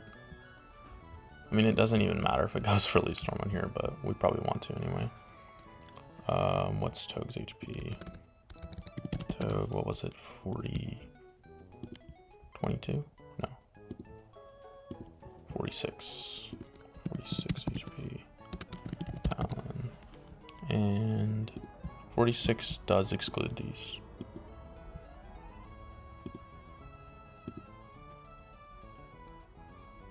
Yeah, fake out and protect on one guy is fucking insane. And barbs.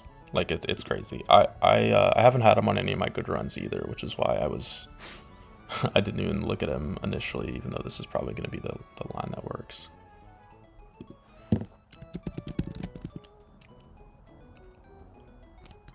Switch Togue. And it's like double weak to ground. So like the baits are like, this is crazy. Resisting these things and then like guaranteeing this bait even at like 46 is insane.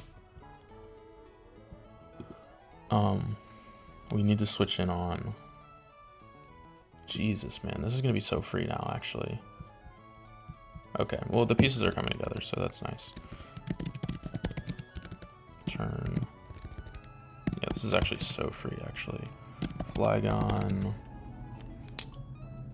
Oh, and after Flare Blitz, we'll give Gliscor a slow kill, right? Because we'll take recoil here. And it won't go for, even if we're in range of Acro, it won't go for the slow kill over the fast kill. Because we'll be Iron Ball it on Togue. Oh, I guess with Tailwind, we're going to be slower. Oh, we are slower in Tailwind? My goat. So yeah, on this turn, it'll be going for high horsepower. Bro, also... What up? I just remembered something. Fucking...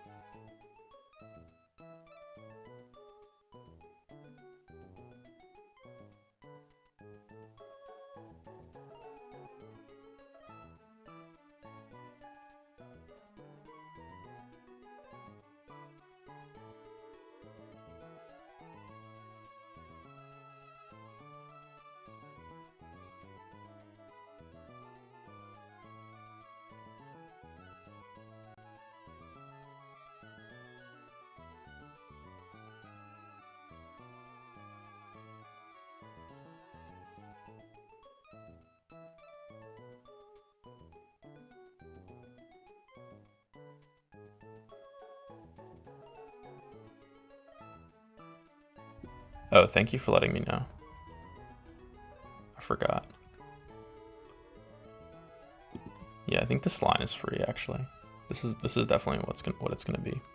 It's crazy how Togedemaru is like the solution to every double.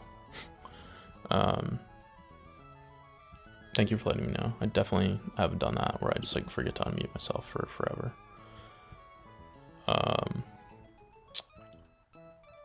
But this is excluded. This is clicking slow kill acrobatics. It will not have a slow kill on you. It always clicks acrobatics. Who do we want to go into? We're kind of free to do whatever we want, honestly. But Caracosta seems pretty good. Because we can...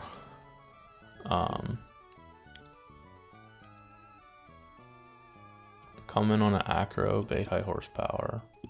44 and 76. If the acro crits, it should be fine. 120.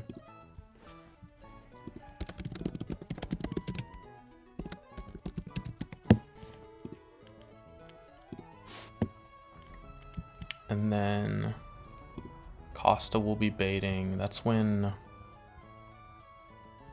Tailwind expires. Boltend.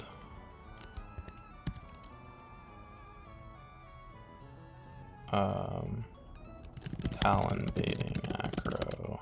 Switch Talon to Costa. Costa takes acro. Beats high horsepower. Turn 5. This is when Tailwind expires. This is the last turn of Tailwind, right? Turn 2 through 5, yeah. Actually, maybe we go straight into Cloister.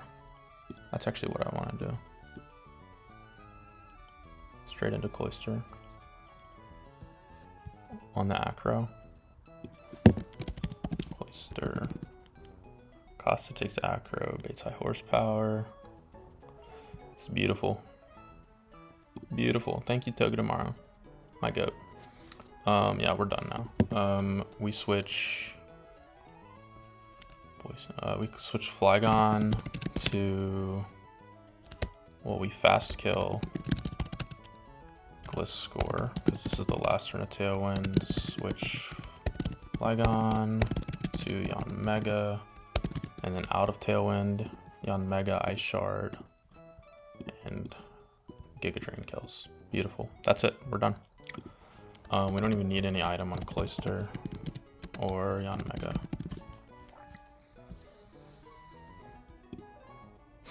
Yep, that's it. I think this is riskless. Togedemaru is not gonna like level in the middle, is it? I don't think so. I don't think it would matter.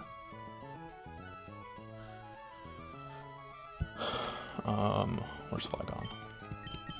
Flygon and Cloister and Yanmega, who is here. And even at level 54, we do the job. Right. This is 54 in the calc. Giga Drain, Ice Shard kills. This guy doesn't have priority. I guess it can protect if it wants, but that doesn't accomplish anything. Okay, sweet. Just make sure we counted Tailwind turns right. This is the first turn of Tailwind. This is the second turn of Tailwind. This is the third turn of Tailwind. This is the fourth turn of Tailwind. So we will get this fast kill on Gliscor.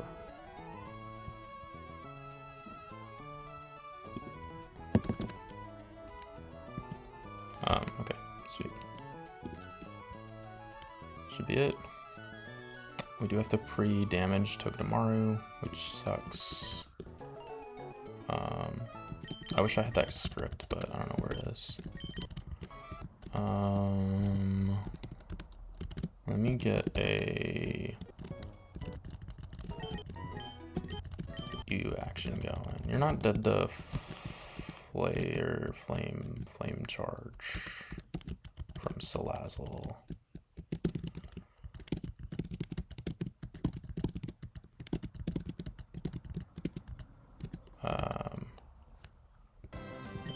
Nuzzle. Okay, well, no toxic.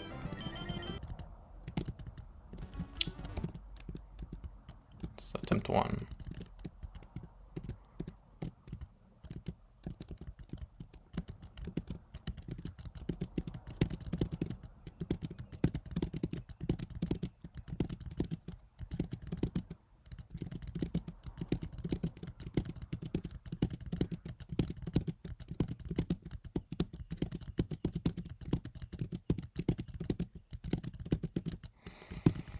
My favorite part of the game.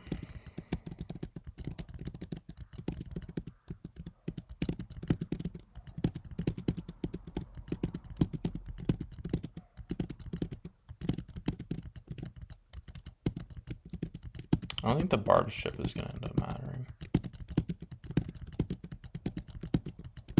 Oh my god, just give me Salazzle.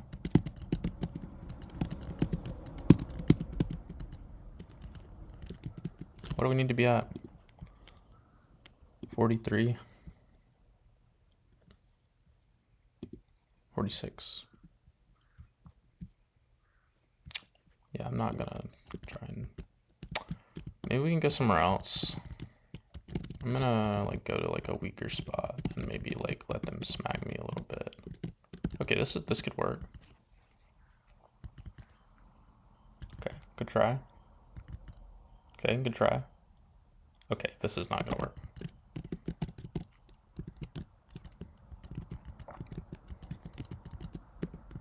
Okay, buddy. I think Flame Burst crit might kill sometimes, but sometimes you gotta lock in. Okay, my bad. That should have been a nuzzle. Toxic? Toxic? Buddy. Come on, lock in.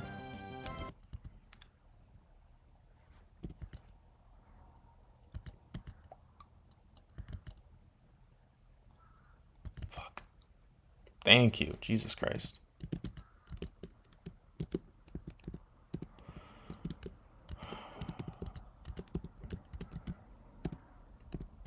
$46 is our number.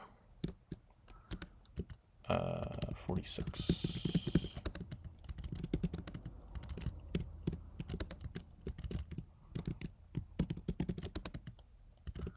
Can be a little under. 1, 2, 1, 2, 3, 1, 2, 3, 4. Beautiful. Okay.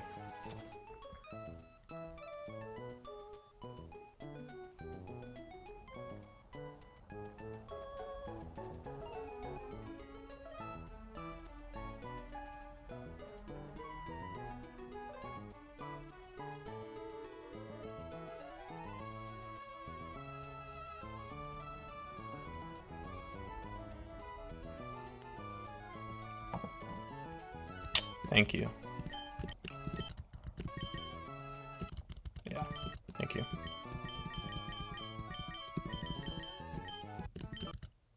Would have not been great. Alright, we need to do items. You get citrus, and that is pretty much the only one who needs an item. You need soft sand. And I think that's it. There's no chance of me getting like fake outed on, or knock off on this slot. Yeah, I lost my wise glasses on this fight one time. Your no item, your citrus, your soft sand. Yeah, we don't even need to bring Napoleon, but I don't feel like putting him back. Let me just go over the line one more time, make sure I'm not seeing any demons. Turn 1, we're going to Flare Blitz the Ferrothorn. Ferrothorn is going to take 52, or Talon is going to take 52, 26, 39. That is 100, right? 52, 26, 19. 58 minus 52 minus 26 minus 19 plus the 39 from citrus is exactly 100. We need to be Iron Ball and Talon Toad, right?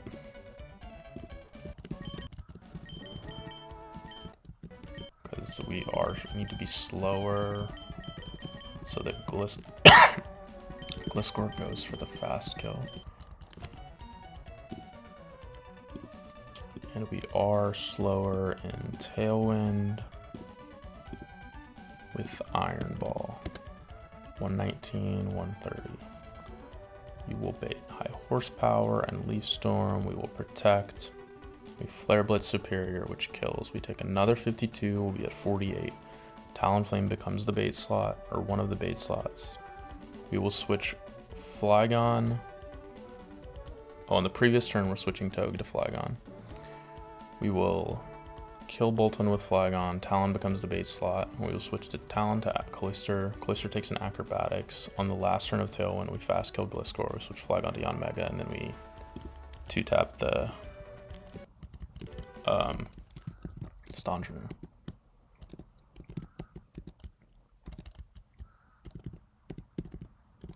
Yeah, I had a pretty good idea about this fight, but the main thing is the Tailwind really helps. Being able to fake out and like protect Toad and then Tailwind is really nice. Oh, 111. Are you getting it pre-Watson? Or post-Watson, post-Norman? Oh, you can't. Oh, you can get... Yeah, you can get Dwebble before Watson. Yeah, Dwebble's not that bad. I don't mind a Dwebble. It's not that bad, bro. It has stuff. It's a normal resist.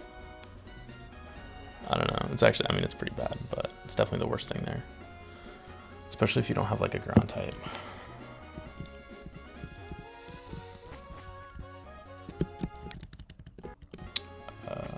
Gliscor isn't inner focus or anything like that.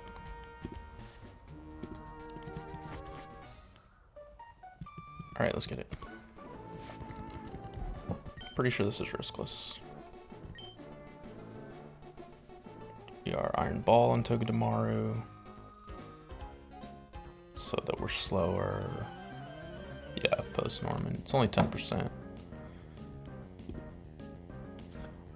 You're balling. I mean, I'd rather Dwebble over Maractus, I think. Slow grass type. I think sucks. Alright, so turn 1, we are going to fake out Gliscor, and we are going to fast kill Ferrothorn. We will take a bunch of damage from recoil and barbs and stuff. But we are not in acrobatics range. Wait, actually it doesn't matter that if we're in acrobatics range. We are in acrobatics range, but Talonflame is faster than Gliscor, right? We will get Citrus. We're not in acrobatics range. We are in acrobatics range, but it's a slow kill, and it will always go for fast kills. We are going to Spiky Shield. Why the fuck is it Bolton? Did I get Left Guide? Oh, I think I got Left Guide.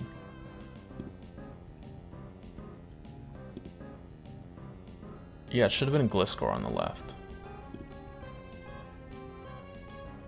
Let me look at the... I think I'm just gonna reset, but...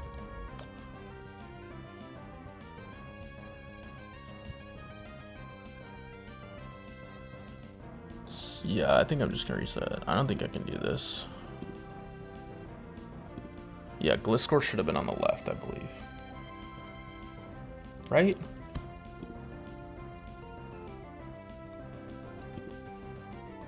Because left guy fucks up the... Why is it Bolton here, bro? This isn't a true double. It should always be.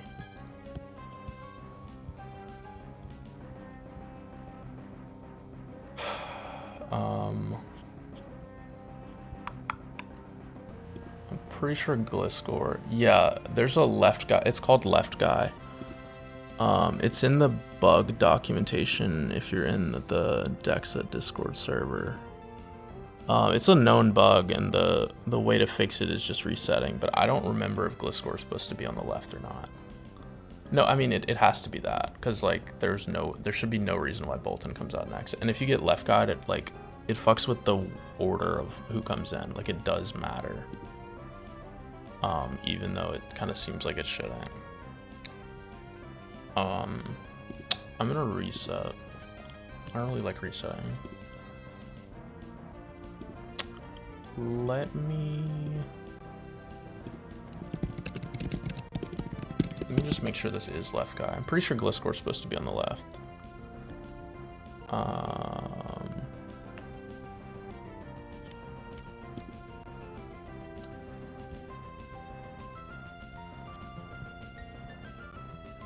What the fuck? This is not.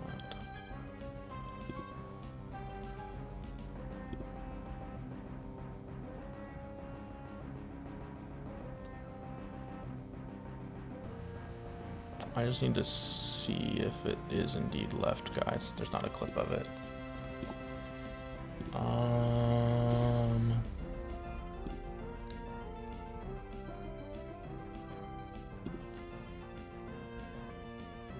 No, it's not left guy. Yeah, Gliscor should be on the right. I don't understand why this is Bolton. I thought it just goes down the line. Oh no, I think it... Wait, did I get left guide twice? Gliscor is supposed to be on the left. Oh, that's why I got fucked over on this fight. I didn't even know it. Wait, I'm not showing. I got left guide on my first attempt too. Not first, on my PB. Yeah, this was a steer fest on my PB, which is why I ended up losing Wise glasses. Yeah, I'm pretty sure slot 1 is on the left.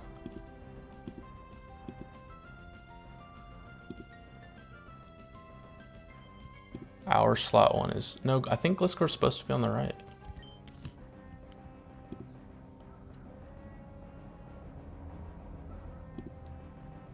Because their slot 1... Togi is slot 1 right now, right?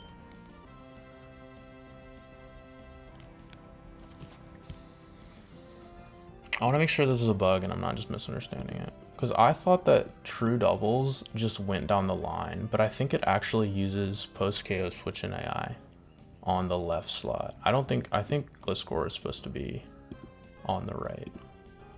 Because Gliscor is...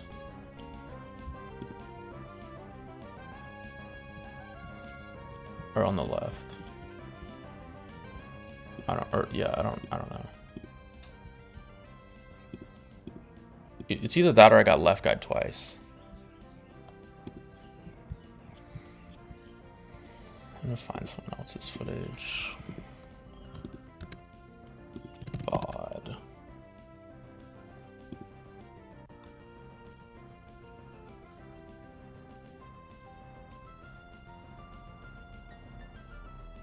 Okay, yeah, Gliscor's supposed to be on the right. I thought we were getting superior for some reason. So we are steering. That's not a bug, I just fucked up. It isn't necessarily down the line. I think both of them use, because like this trainer has 3 slots, right? And it's looking at my Talonflame, so they know that Superior gets slow killed. So I think I got fucked here. So they have a fast kill with Bolton. Like I think if I reset.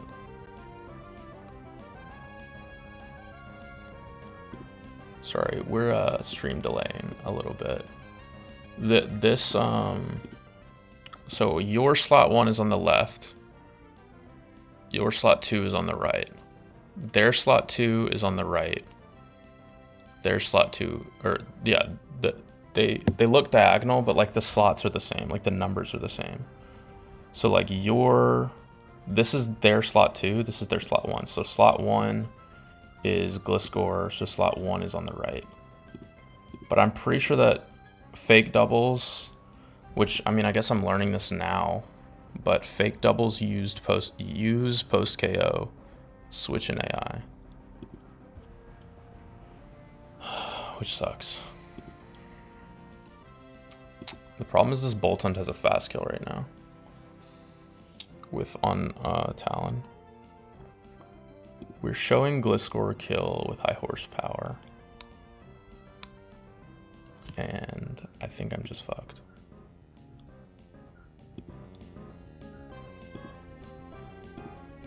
Like, I think if I reset, if I reset, it's gonna do the same thing. It should be Boltoned, like always.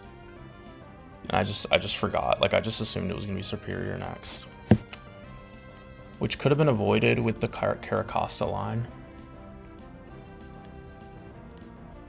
but I just forgot about it. Yeah, they both use it. I mean, I knew that they used it, but I just didn't consider it on this fight because I was like, oh, it's just gonna go down the line to Superior. So I gotta steer.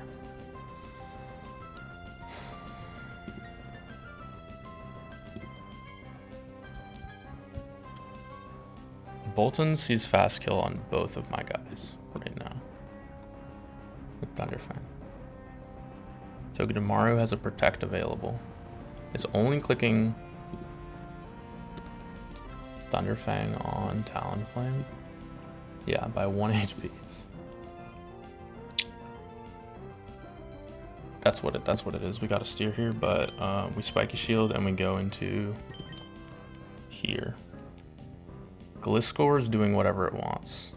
No, Gliscor is high horsepowering. So this turn is still safe. Dude, I was literally just talking about double steering, how bad it was. But this turn is safe, because it can only Thunderfang the Talon slot. It shouldn't... Oh, it can knock off there. Because we have an item. I don't know what I'm going to do for Superior.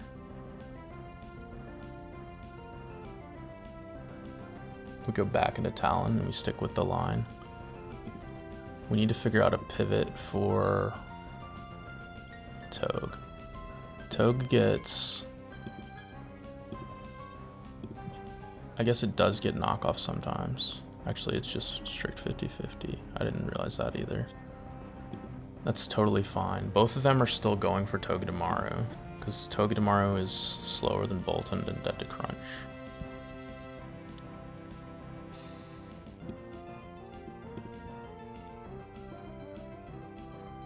It is never dead to... Holy shit, we're gonna actually... Bringing Empoleon is gonna save us. Yeah, we're gonna use Empoleon as the pivot here. We could also... I don't even know who I want to kill first. I think it's still got to be Bolton.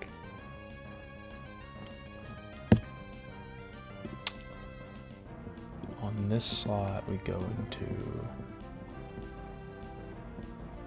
On the Togedemaru slot, we're dying this turn if we don't switch, right? So we go Empoleon on a crunch and a high horsepower. We can't do that. It is occasionally knockoff. It's Yanmega. That's what it is. So we go into Yanmega here on crunch or high horsepower. It should only ever be crunch from the Bolton slot.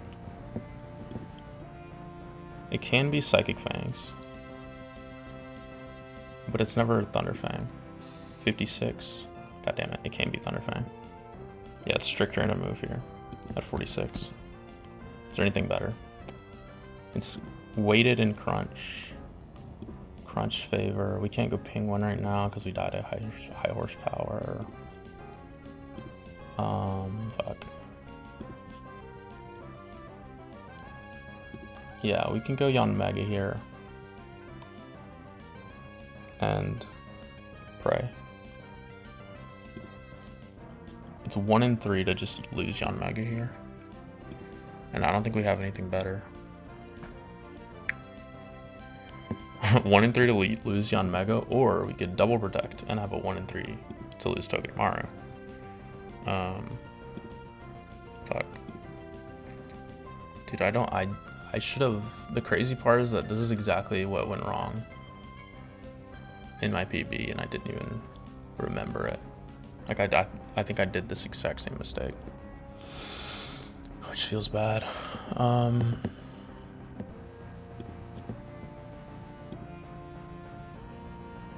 Yeah, we just straight up lose Yon Mega if it Thunderfangs. I guess the good part is that we can always take whatever Gliscor does.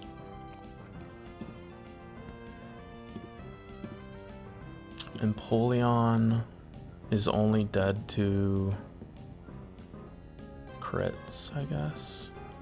And baits a Thunderfang.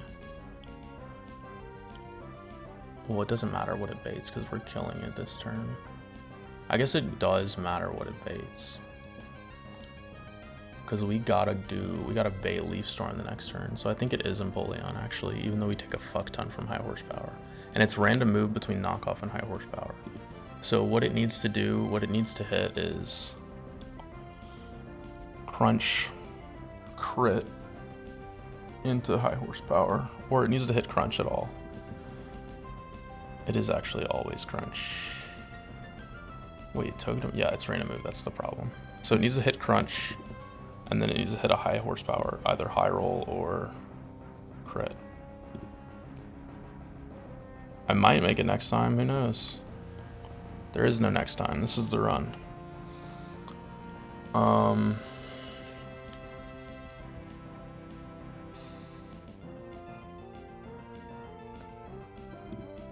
trying to decide, like it's just strict 1 in 3 to lose Yon Mega.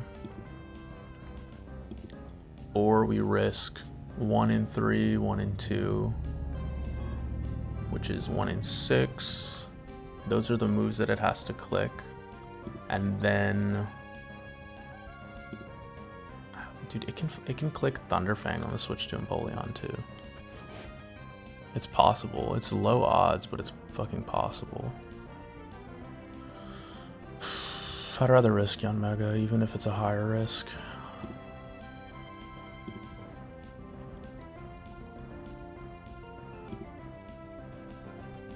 Yeah, if it clicks Thunderfang, it's Jover for Penguin. Dude, I don't know what the right call is.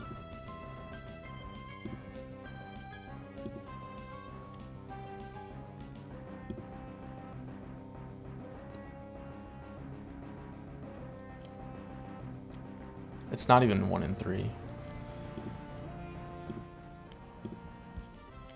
Like, it is 43% chance to lose Yon Mega if we go into Yon Mega right now. And, well, we're not bidding acrobatics, right? Yeah, it's only high horsepower or knockoff.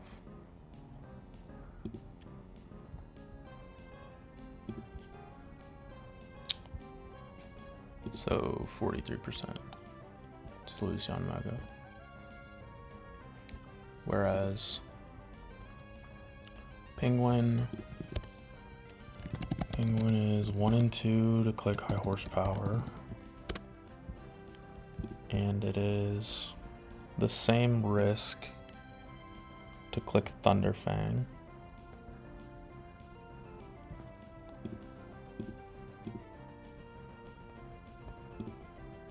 The same exact odds. Thunderfang into knockoff just kills us. So it's not even a 1 in 2. It's the exact same odds. Yeah. Okay. Exact same odds. Let's send it. And then we high horsepower or bad tantrum, and this kills. All right. Big money. Nice. Never punished. Literally never punished.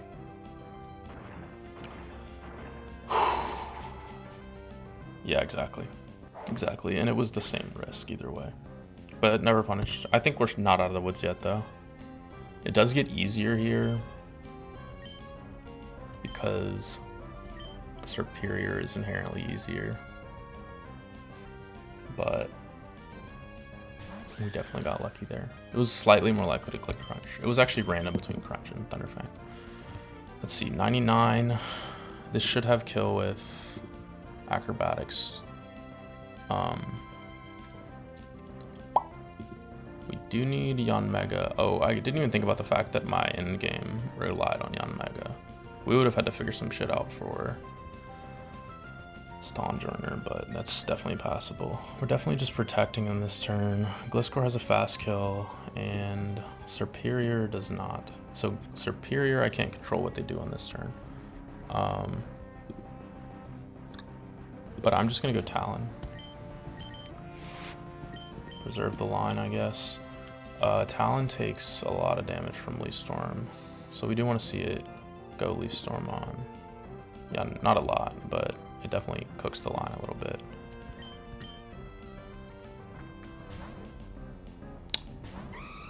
I guess 2 Leaf Storms is going to be difficult to deal with because we still, I guess we don't have to set up Tailwind anymore. Nice, nice, very nice. Literally never punished. Yeah, it just has Leaf Storm, but it can click it into either slot if it doesn't see a kill. So I didn't want it to click it into the Talonflame slot because it would get the boost. It didn't get the boost from clicking it into Detect. But if it got the boost, it still might have been fine. We would have just been dodging crits on Talon. But now I think we are good to go into here and preserve the... What are you clicking? I guess we don't need to give it... We don't need Tailwind, because we'll be giving Gliscor a slow kill on Talon, right? And right now, Gliscor has a slow kill on Yanmega, or a fast kill on Yanmega, so it can't go for Talon right now, even though we're in kill range, but it can on the it will on the next turn. So yeah, we go into here on the Acrobatics. We can't do that shit actually, because we'll just die to Leaf Storm. Yeah, we just fucking die to Leaf Storm if it does the 1 and 2. What is the other option?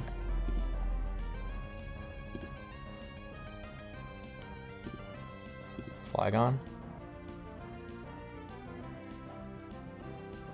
Flygon does not take an Acrobatics, huh?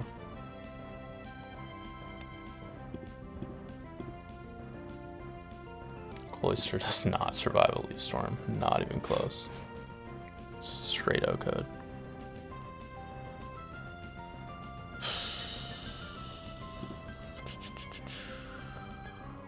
It is always Acrobatics into the Yanmega slot, and it is random which slot it goes for between the two with Leaf Storm.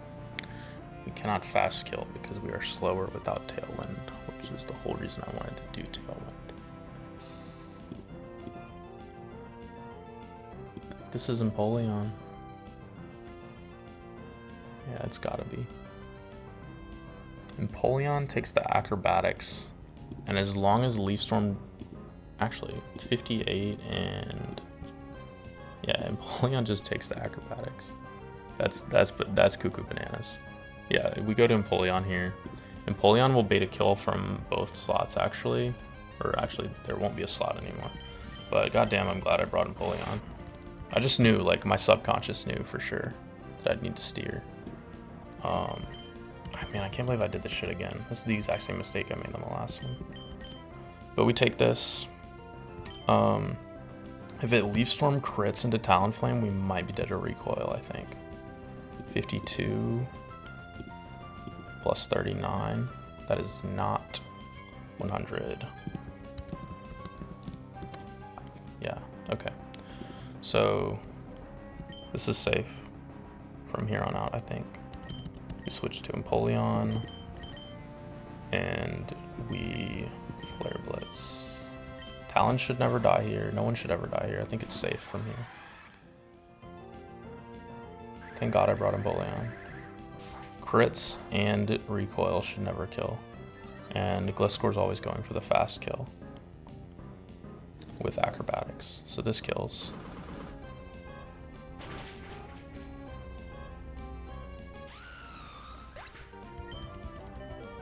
Never dead. Should be acrobatics into the Yon Mega slot. Thank you very much, friend.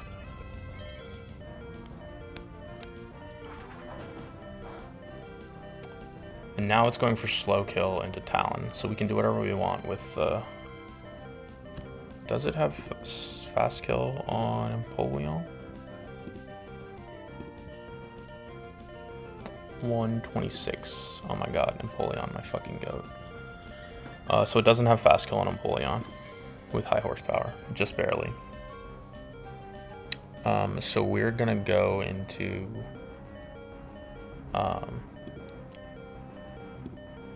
I guess we are in knockoff range on Talon, but it doesn't matter. We do need to bait something for the Cloyster kill because we won't be in Tailwind, right? So I think on this turn we go Cloyster, Yon Mega, protect on Yon Mega. Yon Mega's still dead to stuff, and then we do business.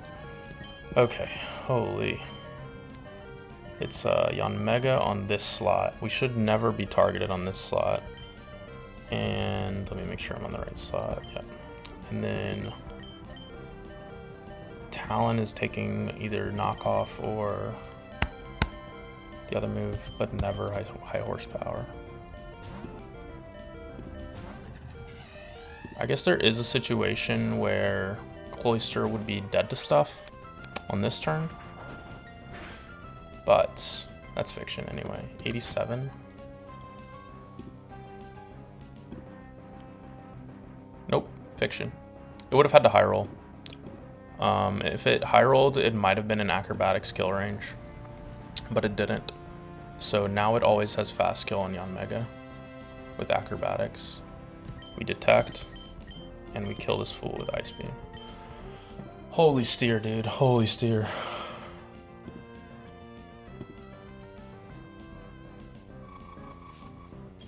I can't believe I made that same mistake again.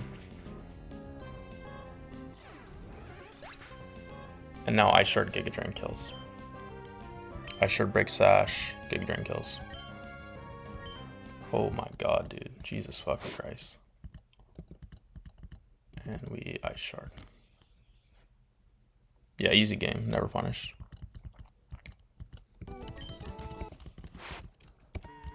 Okay, well, we get our encounter now.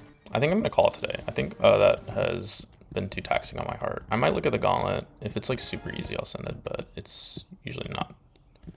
I mean, this gauntlet's easier than the Meteor Falls gauntlet, in my opinion, so maybe it'll be easy. We get our encounter now. We have pretty good odds for Garchomp, but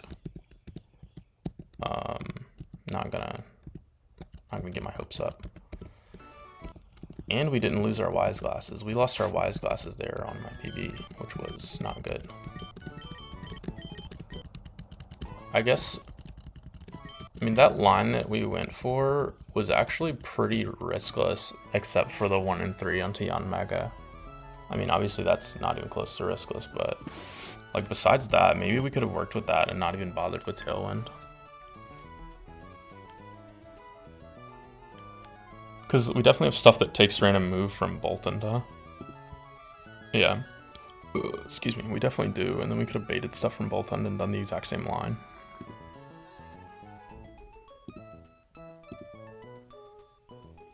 I mean, there was definitely some risk there, but thank God I brought in Bullion, bro. I just knew. My subconscious knew. Literally, my subconscious knew. All right, it's the gauntlet next, and we get an encounter before that.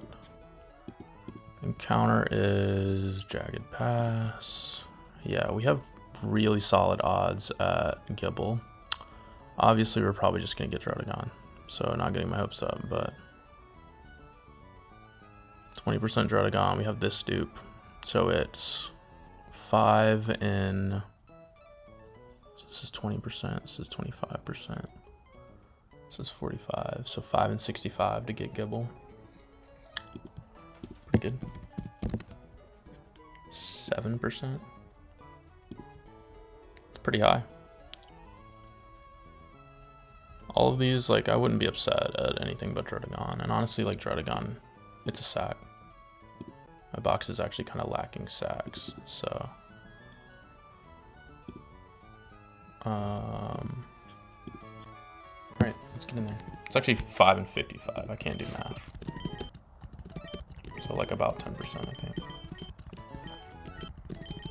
You can come... It's going to be fire types and rock types. And maybe some ground types. You can come... What'd you get on 111?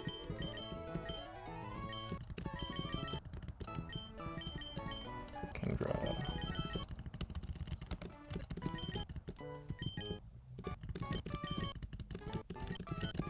I don't think there are any boomers on this route.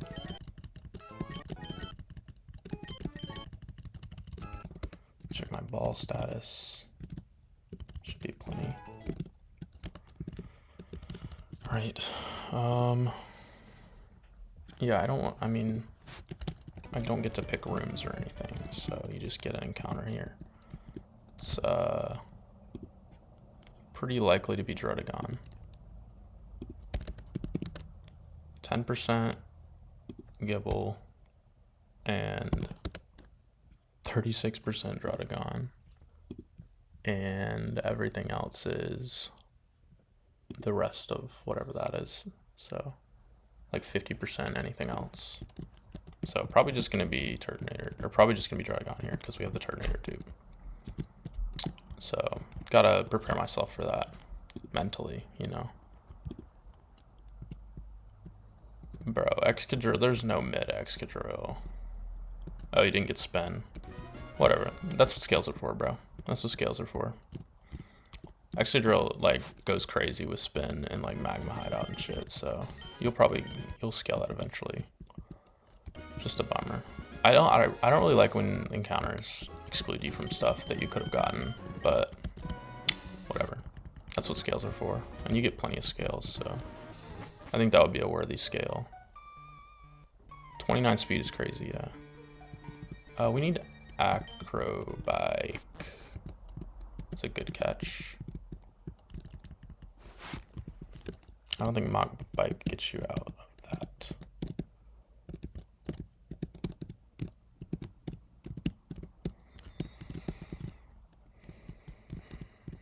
I hate Mach Bike. I only have it because I haven't changed it back yet.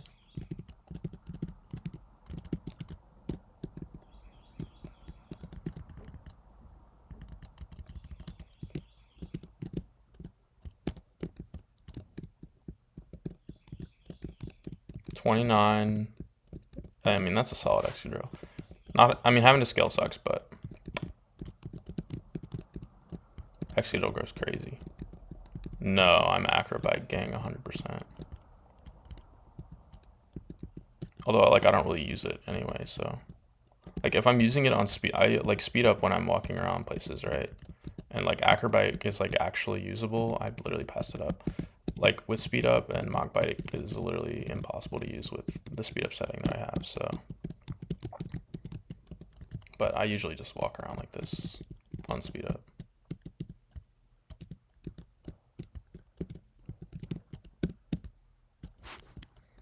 I was a Mach Bike fan as a kid, I'll say that, but I've changed my colors, grown up, you know. And also, I think, like, statistically, I might just be making this up, but it feels like there are more Acrobike puzzles than Mach Bike. So, definitely might be making that up, though. All right, let's get our Druddigon.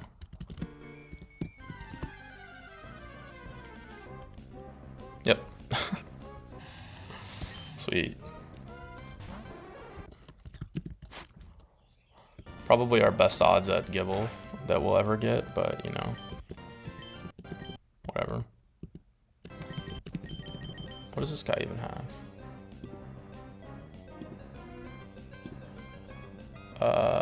44.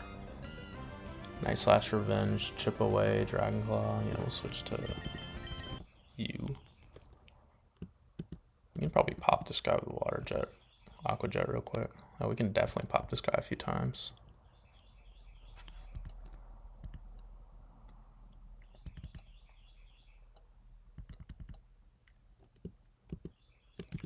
We'll switch out. Oh, is Chip Away fighting? Oh, it has Revenge, right? Jolly, yeah, man, maybe. Maybe. Look, I actually got a goat Drudagon on my last run, and it still didn't come out the box. It was like adamant 30 attack or some shit. Fuck. But I did consider using it on Bridge Rival, so that's something. And it's a sack. Everything dies. Honestly, like, my box was lacking some sacks, so like, I honestly like don't think I would want to sack anything or like be comfortable sacking stuff. So I mean, Electros is ass, but other than that, like, it's only really 2 sacks in my box, and we take some sacks for sure.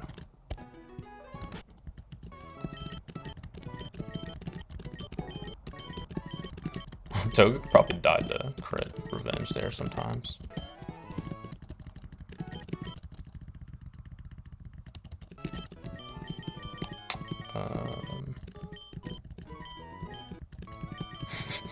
Dude, I'm serious. Look at my box. Like, what are you sacking in here? Like, Serena, Electros, and that's pretty much it. I'm glad I got a sack. I'm being for real. You need some sacks in this game, and like, honestly, all these guys are good. I mean, Claydol's probably getting sacked on Bridge Rival. Where'd he even go? Oh, there he is. Alright. We dunk him. Oh, yeah, that felt like a bulky one when I was Aqua Jetting it. That's pretty solid, actually.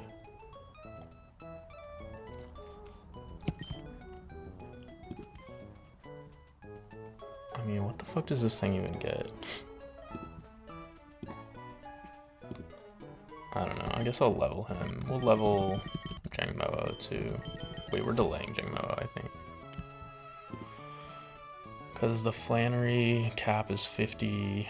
60, right? 60. And we get CC at 60. No, Flan is like 65, I think. I don't even remember. No, wait, this is the Flan cap. And then the next cap is 65. Oh, so there's actually no reason to delay because we would get it at the next cap. Yeah, literally no reason to delay.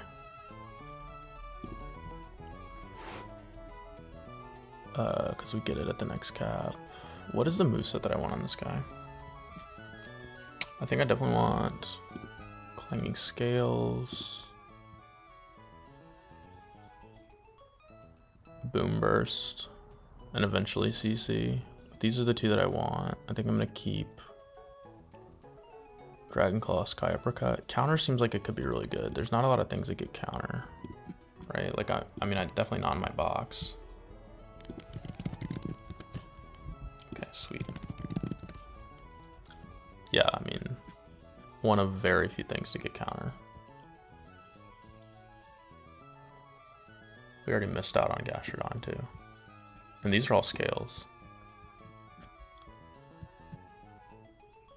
I guess that's not a scale.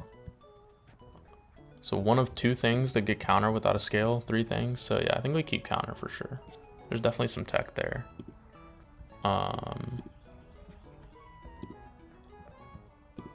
Yeah, let's just level. I think we keep counter and do everything else.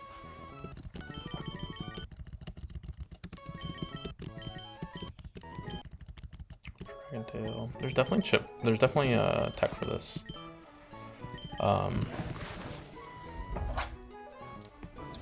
Does Widelands? You can be moves. It's if it hits after or if you're slower.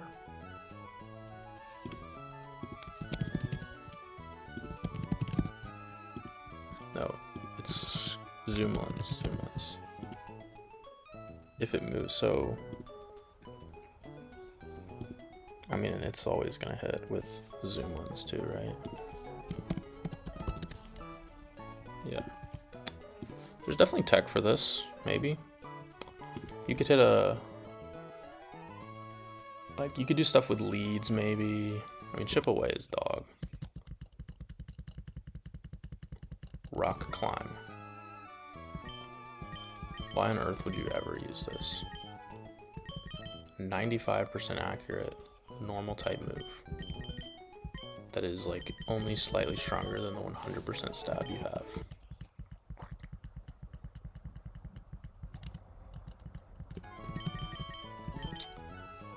Definitely do superpower over revenge. I didn't know it would evolve so quickly. Noble roar. I'm not gonna have slots for this. I think what I'm gonna do is clanging scales, boom burst.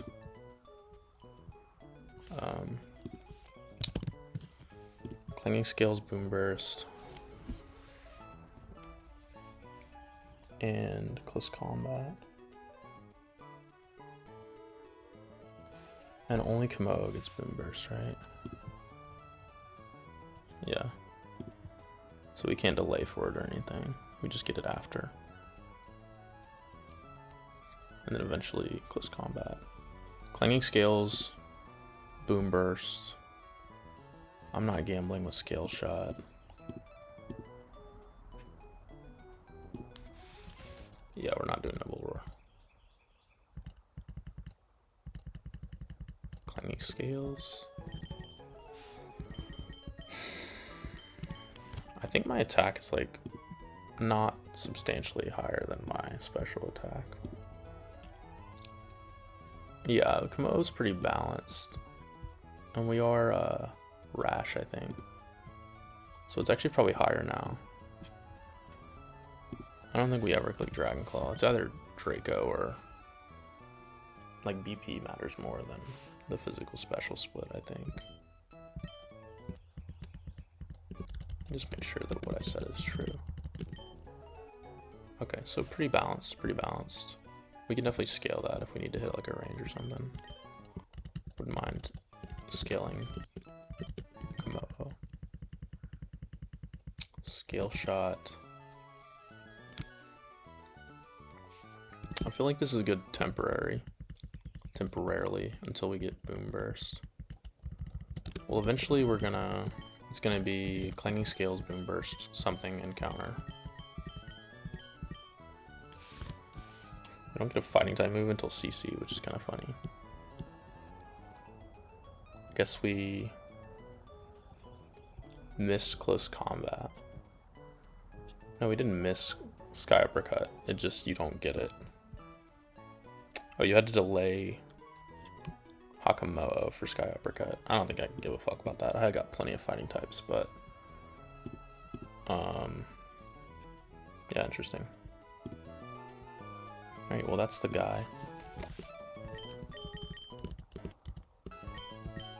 Yeah, let me give Drodagon a name.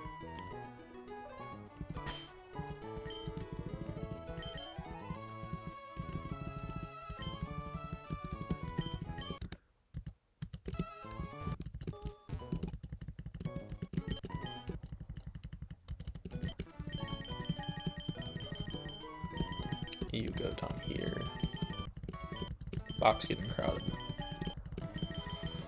Alright, I'll take a gander at Jagged Pass, but I don't think it's going to be particularly easy. Let me get these export going. I mean, clanging scales this early is kind of insane. It's basically Draco without a drawback. I mean, minus defense is like barely a drawback.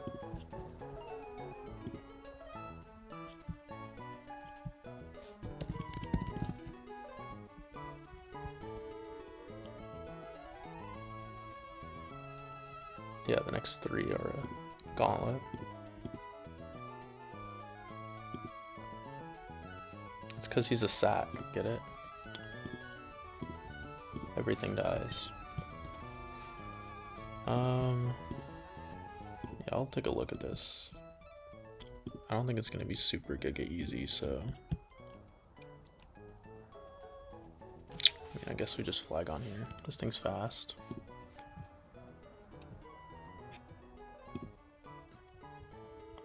You don't have a ground type move. So it'll probably be like flag on or a ground type.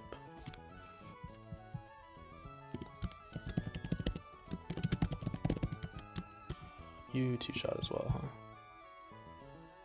Man, you suck. I'm gonna get this guy. Take that off. Looks like it's gotta be flag on to 2-shot. I guess Turk could do it.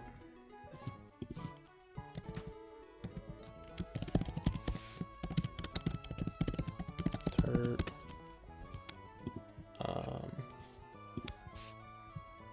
Kamo'o.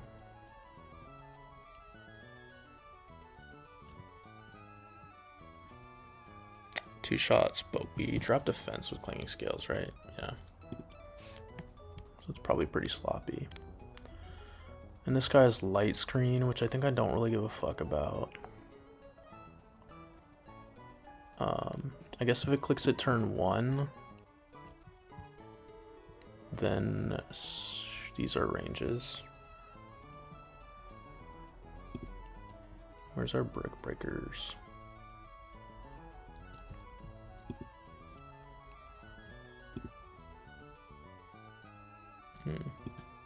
Word.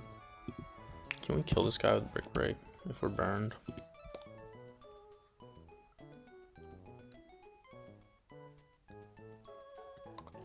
I thought it... Isn't it less likely to click light screen if we have like only physical or something like that?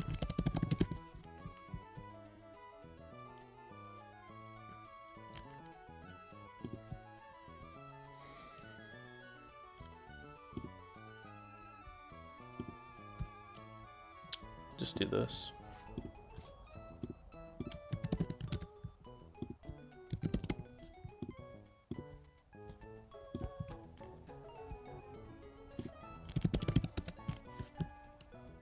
My goat. We just do that. We take overheat crit, no biggie. So this probably needs to be conk. It can maybe be obstagoon. Obstagoon plus ground type. Maybe. I don't know. It's probably just gonna be conk. You come out. You won't come out unless you have a fast kill. Jesus, conk. Chill the fuck out.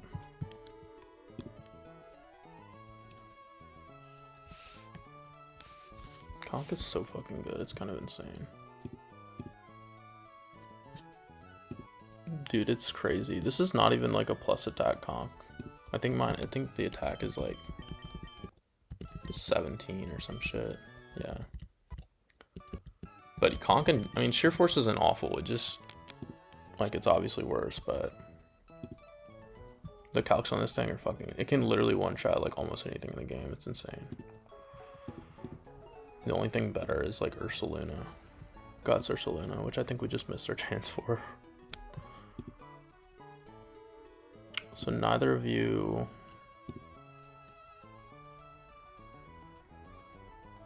will out damage most likely. If this crits, do we even need to be black belt? I think we might. Yeah, it's a range. We don't have mock punch yet. So yeah, crit does be at 30, 36, something like that. So if it doesn't crit, you will see out damage. No, you'll never see out damage. It's always just +1. And if it does crit, you'll see. You won't see kill. If it crits, it'll be you. If it doesn't, it'll be Bibarel. So Bibarel. This one's pretty free. Also, it can just not click a move, in which case it's just Bibarel and we get a conch sweep. Can't get parried. Yeah. I mean, it can curse all it wants. It actually can't curse. Yeah, if it clicks light screen turn 1, then we just get a conch sweep. If not, we need backup.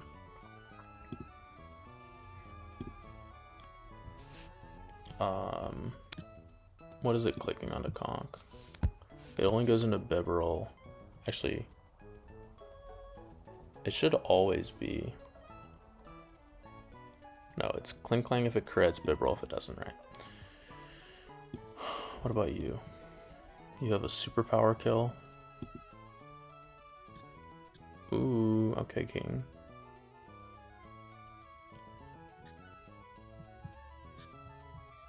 Forgot we gave this guy superpower. You can do it too. We can just do muscle band. No, we died at double crits.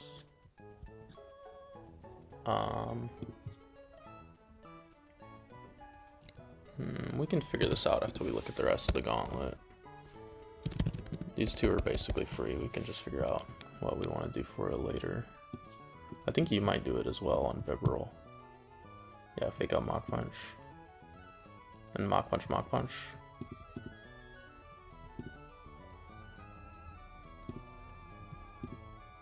Maybe. Yeah, that's whatever. You can get fake out Mach Punched, huh? No. This one's kind of an issue. Dude, my box has been, like, this box is so goated. I'm actually so lucky. Like, I literally think that maybe, like, if I was choosing encounters, maybe 5 or 6 of them I wouldn't have chosen. Like, these are among my favorites for sure. And I don't even mind Claydol. Like, Claydol over, like, Excadrill's a little better, but Claydol has tech for sure. This Bouffalant's gonna be a problem though.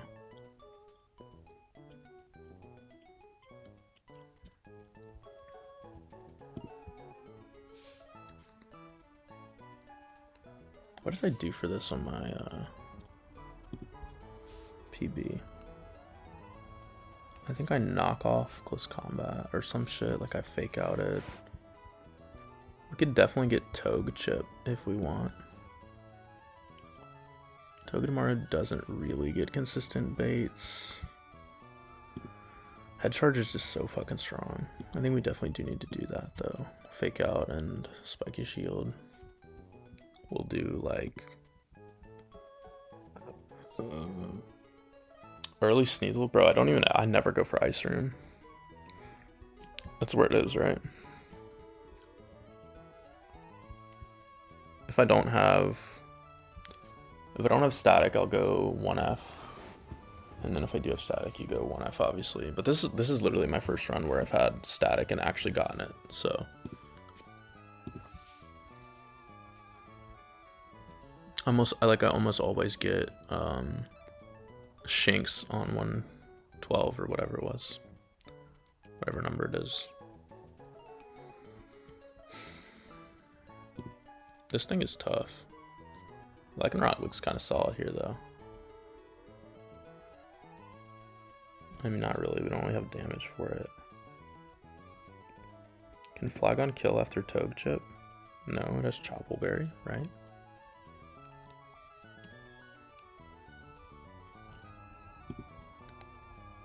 What do I do for this? Costa looks good, but he doesn't really have damage. Usually if I miss static, I'll go for 1F, but I think both are valid. Unless I already have a normal resist. And then I might, like, I would have considered it. I usually, if I don't have static and I have a normal resist, I usually go Steven's room. I don't think I've ever done ice room, but it's definitely this, like, it's definitely good in some scenarios. This is gonna have to be a chain kill, I think.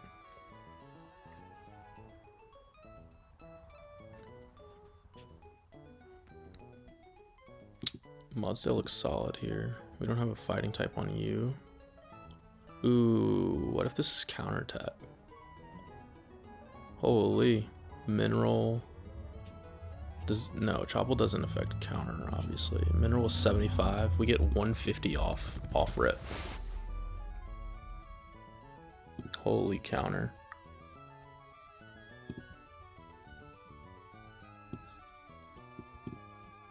Okay, wait. Togedemaru chip. No, we can't. We have to lead Komodo if we're doing counter.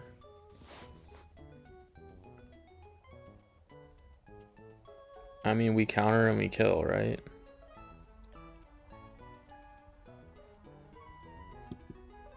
Minerals and well, it's not mineraling. It has to be 75 or more, which is 150. They take 150 and then we kill. We fast kill. Yeah, I'm actually really excited to have it. It does lock us into Komodo though, but that's probably not a problem. Probably gets really good baits actually. From Good Kiss. Right, like it's always dazzling gleaming, almost always. If we're like citrus, head charge crit will be at 45, so yeah, it doesn't exclude it, but gets pretty consistent dazzling gleam.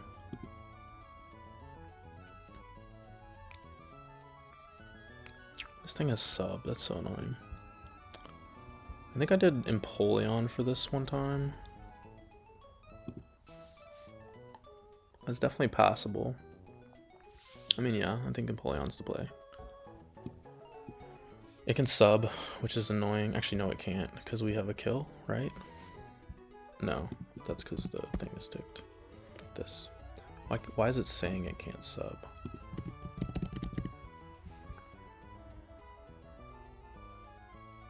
Oh, it can't sub because clanging scales is, well, the calc doesn't know this, but it can't sub.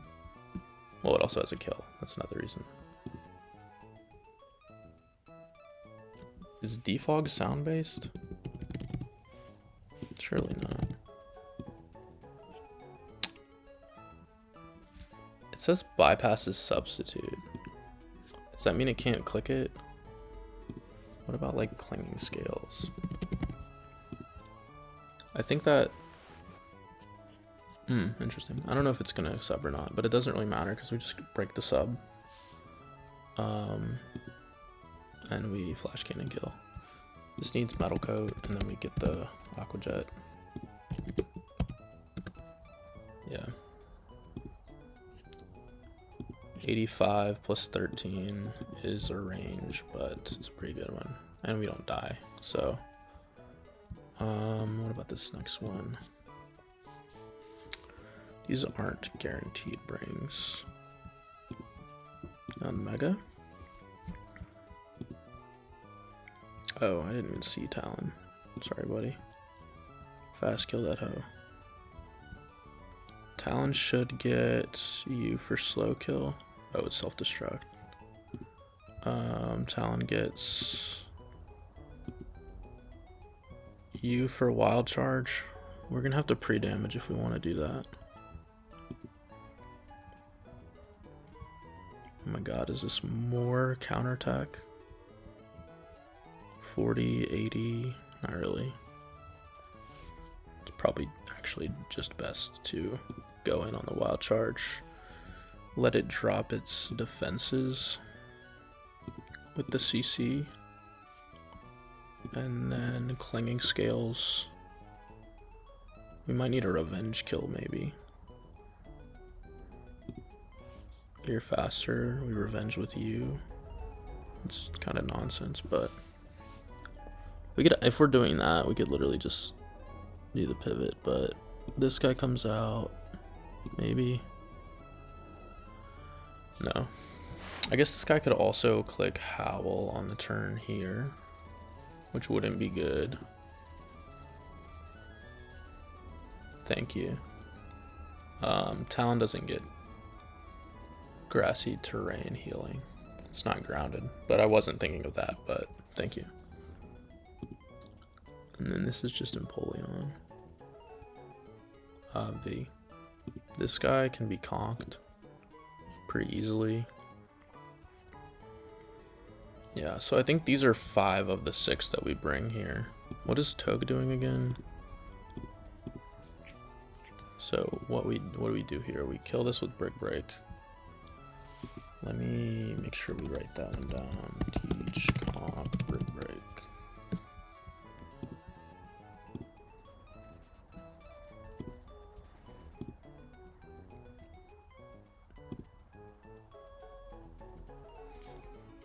Hey, handsome. We slow kill this. If it crits, it'll be you for kill. If it doesn't, it'll be you. You can get, I mean, we can do literally whatever we want to this guy. I actually don't even care if it curses on the switch out. Right, like what, +1, +1, body slam crit is 50%. It would literally, yeah, we can just do Komodo on this. What was that? What was my plan? I don't even remember. This is a bad, oh, it was originally Flagon, but we don't have to bring Flagon.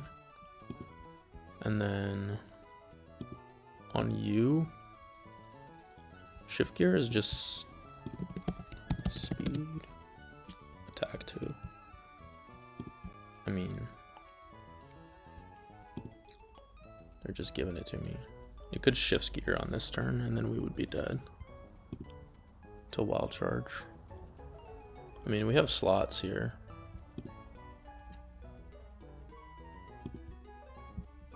What does Grassy Seed do? Forgot. Defense. Yeah, that's actually pretty relevant. This guy, we're going to lead this and we're going to click counter, and then we're going to Clanging Scales and kill. You'll come out, we can go into you. We metal coat so that this is a kill. We're probably dead to like, this guy does have super luck, right? So like Dazzling crit into Aura Sphere crit does not kill us. So we would need to hit this range if that happens. So I do want a backup plan for Togue, I guess. And it can literally just be someone with priority. Him on top sounds good. Or Lycanroc. You died to Aura Sphere, and that's the switch out, so. I guess if we're switching out, it means we got crit twice. So it's gonna be random. If we get crit twice, will it be random? 23 plus 63 is 86 at 14%. It is sometimes Dazzling Gleam, which we are weirdly not dead to on Hitmonchan. Or we could just go Talon. Oh yeah, we can just go Talon if we need a revenge kill. Or we need backup on that. Turn 1, we fast kill this guy. Who comes out on max health Talonflame? This guy, right? And we wanted the pre-damage so that it clicks wild charge. It wouldn't get anyone else if we're in wild charge range, right? 108.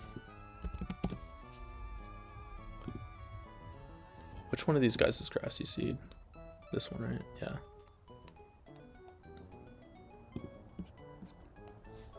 It's probably not going to be relevant, actually. We go into here, so it can't howl. I guess if it howls... Yeah, I don't think Komodo is the answer for this. can't be Empoleon either.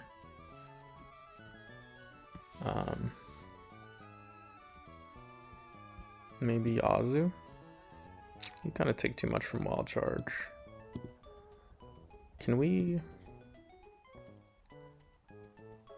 Oh, right, it can't even Howl on this turn. Because we have a fast 2-shot. So we go into U, and we click high horsepower. That's fucking gaming right there. Can it be U?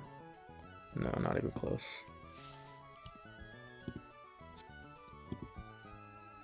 We take a Flare Blitz. After a Flare Blitz, we're probably baiting just a slow kill from Wiggly. Or slow fast style damage. You actually will probably have fast kill, which is totally fine. Can literally just go into Conk and kill this fool. And then last is Wigglytuff, who is a Sing and Boom. It's gonna have a kill here, so it can't boom, and then we go into here and kill a Flash Cannon. Light work. I think we could do this gauntlet with 5 Mons, to be honest. I'm gonna go over the lines one more time.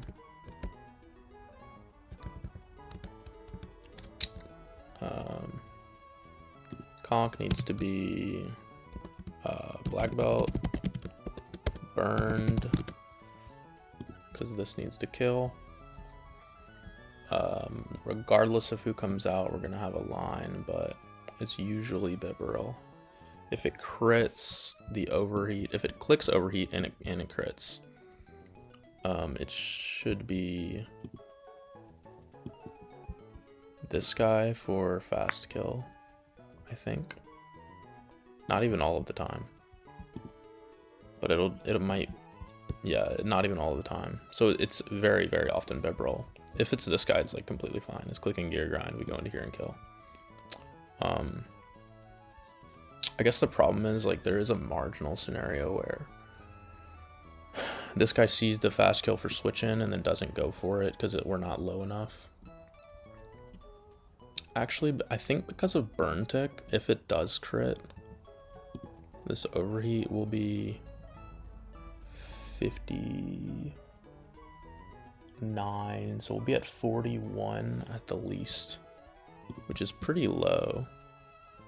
Not enough to get this kill, so maybe we pre-damage a little bit so that Gear Grind has a kill if it clicks overheat and it crits, which is like Giga Fiction, but it's possible. Overheat crit does 129, 109 min. 109 plus 33 times 2, 66. That is how Gear Grind works, right? 2 hits. Yeah. Plus, please. 175. Okay. 175 HP. And that is literally completely fine. Like, most of the time, we're gonna take no damage at all, because it's clicking light screen. I guess not most of the time, but if it just, we're not dead to, yeah, no, okay. Oh, I do need to consider Burn Tick. Burn Tick is 202 over 16, 12, so add 12 to this pre-damage. 177, 187. That is so that we are always in range of Gear Grind if it crits. If it doesn't crit, no one will see out damage or kill. Wait, if it max roll non-crits, will that put it in seeing kill? 86? Absolutely not. Yeah, so it's just down the line if that happens.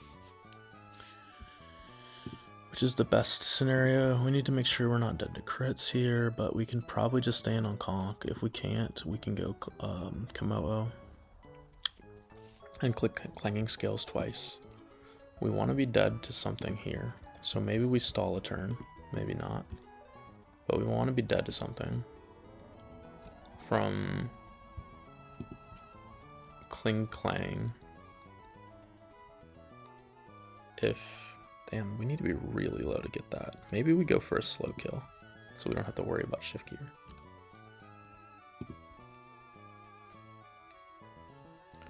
We kind of have the slots. Is there anyone faster when they're +2? I didn't think so. Yeah, I think I'd rather go for slow kill, so it wouldn't matter if it stomping tantrums.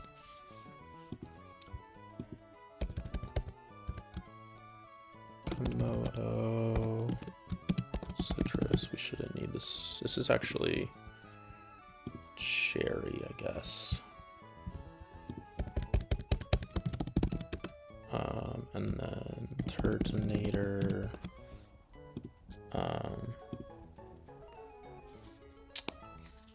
Can't get crit. If we don't hit this range, I'd rather...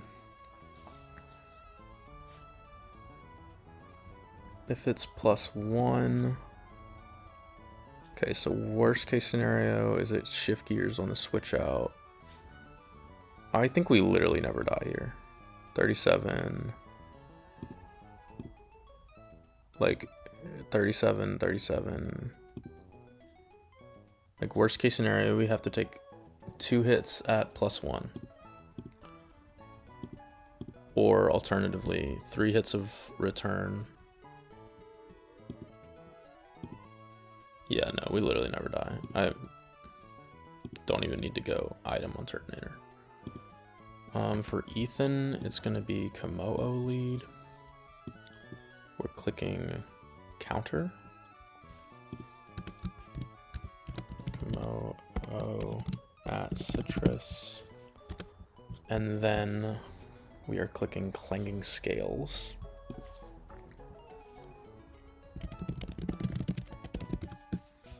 To kill. Should always kill. I don't think Chopple affects counter damage.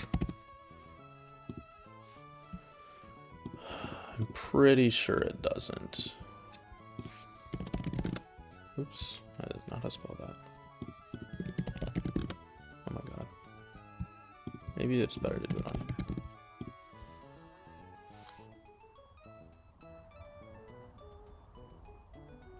Yeah, I don't think this is broken by Chopple. That seems like nonsense. I mean, even if it is, we'd probably still kill with clanging scales.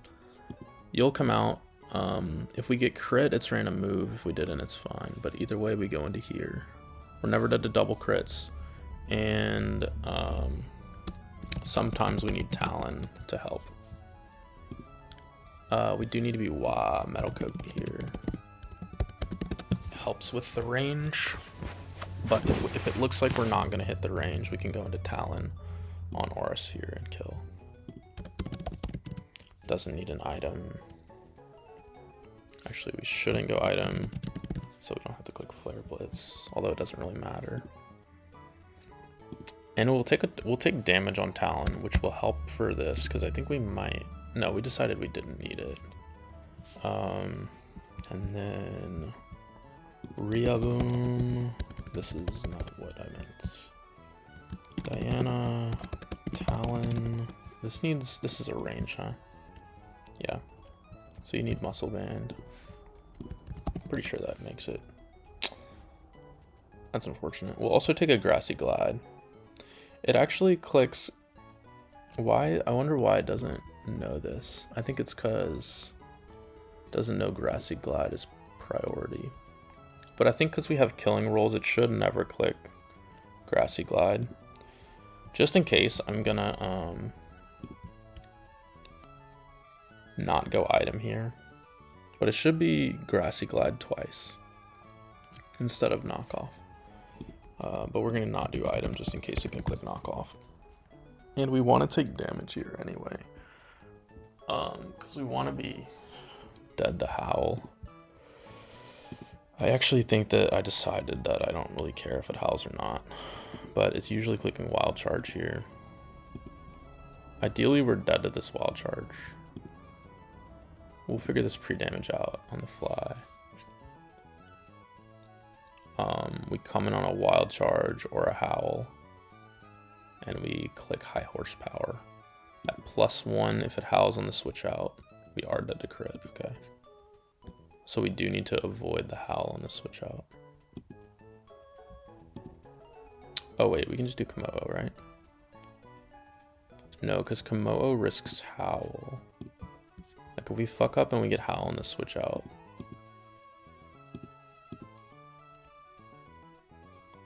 I mean, I'm bringing Mudsdale for this. Might as well use it, right? Clinging skills lowers our defense. That's why we don't do Komodo. We just need to guarantee that it has a kill on Talon. That's really all it is. And it should be fine. Make sure Talon is less than 108 after lead. Horse at soft sand. Always gets this kill. We take no damage on the switch in because it's wild charging. And we take a flare blitz. Non-crit flare blitz will put us at around 50. This guy might have fast kill sometimes. It'll probably, if it min rolls flare blitz, how much is that? 79, so we'll be at 97.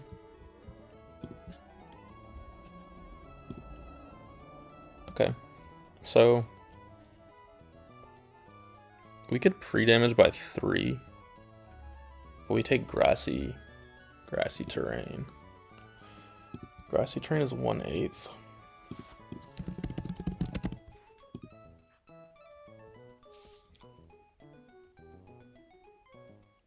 Grounded Pokemon 1/16. Restored, okay. So it needs to be 176 over 16, 11. So we need to be -14. Because we'll come in, we'll take that chip, and then you will see. Oh, well, it'll be 2 turns of grassy, huh? 1 on the bring in, 1 on the next turn. So it's actually 24, 25. No. Yeah, 25. Right, 11 times 2 is 12. 22, and then we need to be -3. Because 79 and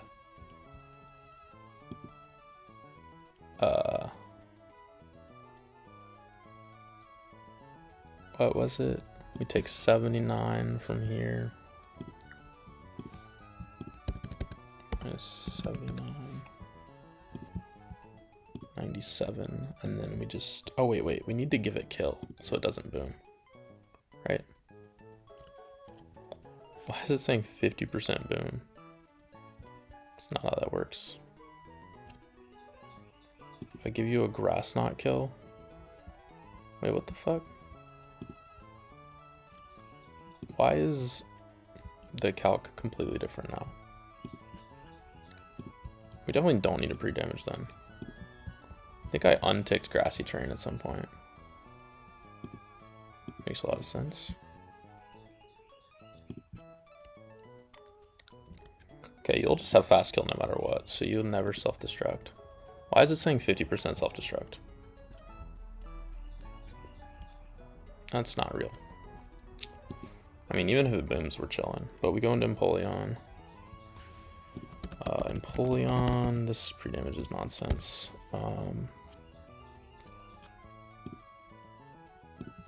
Why? I guess we didn't have grassy terrain ticked.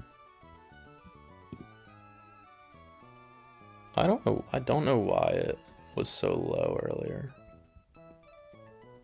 But you're faster, and you're faster. You'll always have fast kill because we take a flare blitz. Flare blitz can't miss. I guess it can burn, right? 10% chance to burn. Can we be pre-poisoned? Because we need soft sand. Or alternatively, we are Rost. And we revenge kill with Talon.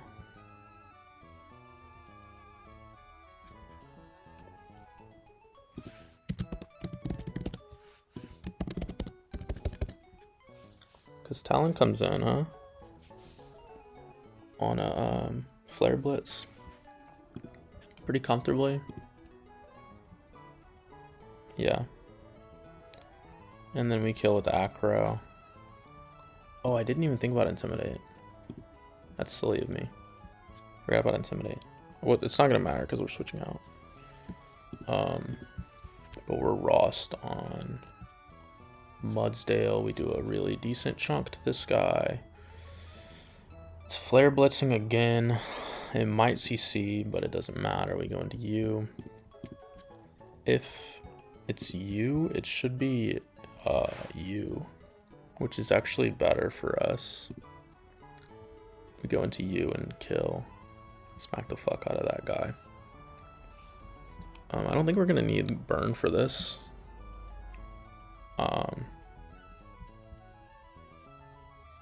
This is so tame.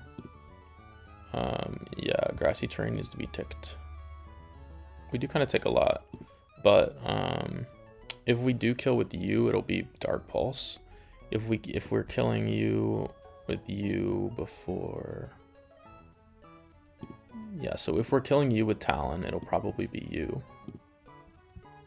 because you'll have fast out damage or slow out damage. You'll have slow out damage. I don't know. It'll probably be you. Doesn't matter. We just go chesto. We kill. This guy comes out and you get smacked. We actually do need to be burned because you'll be +1. We can just be. But if we're killing with you, you get Dark Pulse, huh? Do we have a little pivot action to get? Oh yeah, that's what Turtonator's for. Beautiful. And then it is conk, black belt, and we can be healed. Belt, please. Grass Knot doesn't have any secondaries. And we can just be black belt. Beautiful. Healed. Okay, so I think this is free. I think all of my lines are riskless. I do have to make sure Talon is at a specific HP on Diana, but other than that, we're gaming. Alright, this is the last thing I'm gonna do today. I guess I don't know, I might save Lava Ridge for some other day. I don't know. Maybe we do it now. It's Talon Flame and Kelder and Komodo and Polion and Turtonator and Mudsdale. Each of these guys like basically only does a few things, but alright. Before I commit, I'm gonna go over the line one more time. Oh, we need to teach brick break. Bridge break.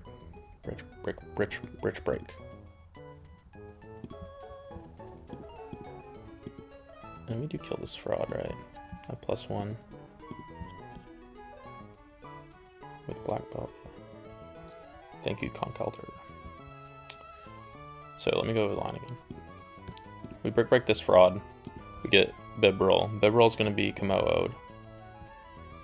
And you're gonna be Mudsdale, or actually it's Turtonator. We'll use Citrus on Turtonator, or maybe like Orin, I don't know. But, yeah. Ethan gets countered. and then Clanging Scales kill. You'll come out. We go into Empoleon. Sometimes Empoleon needs help here. You fast kill this fraud. We're actually not gonna Flare Blitz. We're gonna Acrobatics twice. We're gonna take 2 Grassy Glides. Hopefully we will be in range of slow kill here. No one else will have a slow kill. I guess if we fuck up somehow. But you get a Wild Charge, we go into you, we click Acrobatic, we click High Horsepower. If it burns, we have Rost. If it doesn't, and we don't kill, we can Revenge kill with Talon. Talon will get Thievel early, but if we kill with this guy, it's getting this for fast kill with Grass Knot. We will go into Empoleon, we will fast kill with you. You will come out, you're clicking Dark Pulse onto Empoleon, but not all the time. We'll go into Turtonator, and then we'll go into Conch. We'll slow kill. Gaming. Alright. I have all the lines. Let's get it. We need to teach Break Break on Empoleon. Do we even really need to? Hold up.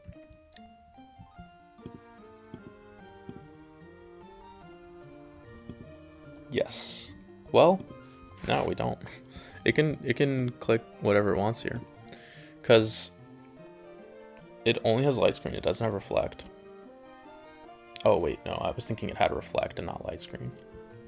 So we're killing this with a special move. Yeah, we're killing both of these with a special move. So we do need Break Break.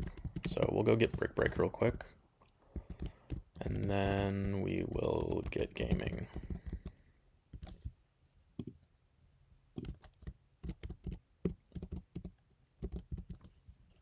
I don't need pre-damage necessarily, I just need to be aware of Talonflame. Talonflame's HP, it needs to be somewhat low, below 108, and above Wigglytuff, which should be fine.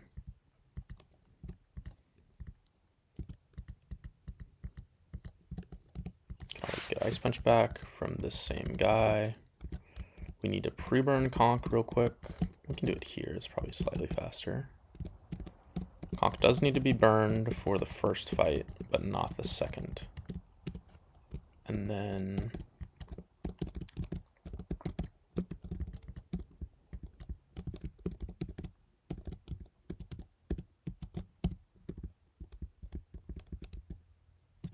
we're gaming. I think this is like the freest this gauntlet has ever been. The fact that I can counter on the Bouffalon is fucking crazy. Like, the Bouffalon has always been, at least for me, one of the more difficult ones to deal with. I think Ape does Bouffalon, like, by itself, but so does Komodo. Alright. I'm pretty sure all of this is free. Let me do items real quick. Talon gets... it's Black Belt, Cherry, and Orin for the first fight. You get Cherry. We could get double parried, but I don't care. And you don't even really need an item, but I am worried that I missed something, so maybe we're just gonna go Citrus here, just in case. Oh, and we need to do Black Belts.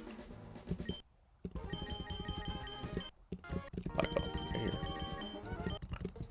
I don't know why I didn't give this the Cherry Berry. Okay. Black Belt, Cherry, Citrus. The only thing that's even mildly suspect, yeah, Head Smash is insane. I was actually kind of surprised that Komodo lived a move. Like, it lives all crits. It's kind of insane. But I think Ape is like one of the only things that can kill this thing, like through the Chople Berry. Like, you fake out and then you kill it with Chople. I guess if you had something, I don't know, it's usually hard, but Komodo just kind of trivializes it. Okay. We are committing to the gauntlet. Let's get it. Oh, I didn't check items. That should be enough. It's too late now anyway. Right.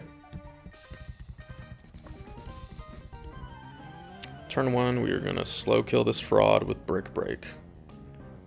If it doesn't light screen, we take an overheat. We're never dead to crit. If it does crit, we will be in, potentially in Cling Clang range. But other than that, it's just going to go down the line. So we slow kill with Brick Break. It did not light screen. Interesting.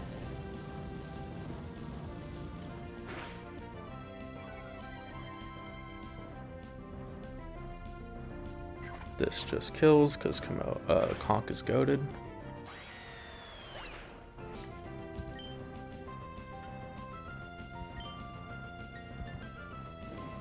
This should be down the line. I don't think anyone sees out damage because we have a kill.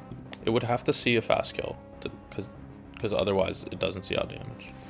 On this turn, even though we have a slow kill and we're not dead to crit, can we give Conk another frag? We literally totally can. It is literally, there's no punish for just going for hammer arm again. Body slam crit onto Conkelder does a whopping 78, and we will not die to burn tick. So I guess there's no punish here. Can't curse because we have a kill. Well, glad I checked it, huh? This is actually slightly better for us. I guess, because it means it can't shift gear, because it has a kill. So that's nice. Guess that Bibrel wanted it. And then we go into Turtonator. This could be a random move, doesn't matter. Turtonator takes like 3 hits here and 2 shots this guy. It's a range to 1 shot. We could have gone Wise Glasses if we really wanted to, but I didn't. Because we just live 2 hits here. We live to switch in and we live 2 hits. It can't set up because we have a kill. Killing rolls, but it's possible, so. That is Triathlete Julio. Next up is the Bouffalon guy, who is usually pretty difficult, but we are going to delete this fraud with Komodo. It's Komodo, Empoleon, and Talon. Oops.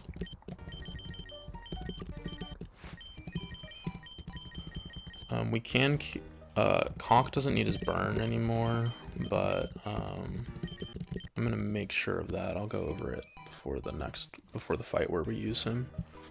But it is, Komodo gets Citrus for baiting purposes, and Empoleon gets Metal Coat.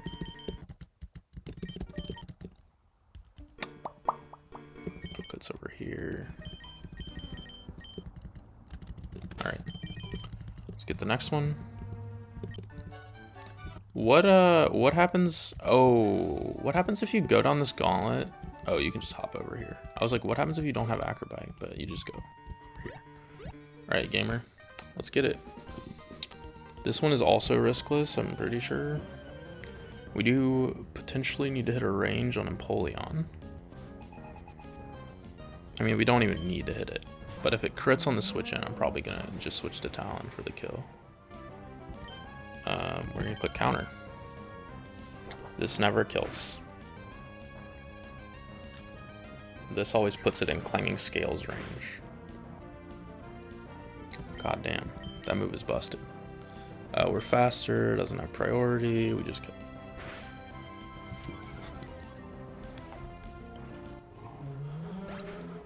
Whew. Damn, that thing is usually very difficult, so that's pretty satisfying.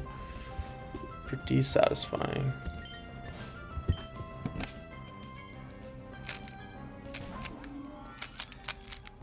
I'm very glad I kept counter. I mean, I don't think there was ever a world where I deleted it, but At this HP, we are getting a random move, but never R sphere. So we go into Empoleon.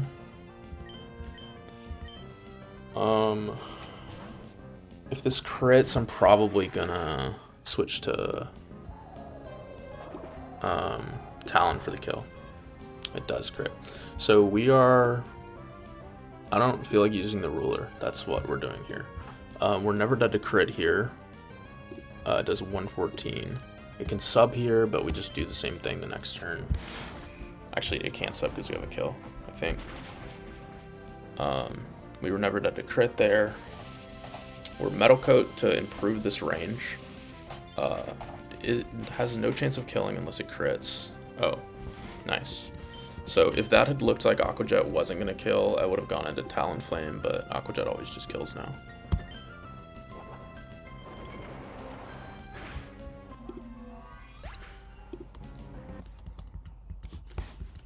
I think on my PB, I deleted Aqua Jet by now, but it is so much more useful than Life Dew. Like, there's so many situations where Empoleon, like, doesn't quite hit a range, but you can pick it up with Aqua Jet. We did not use any Talon HP there, so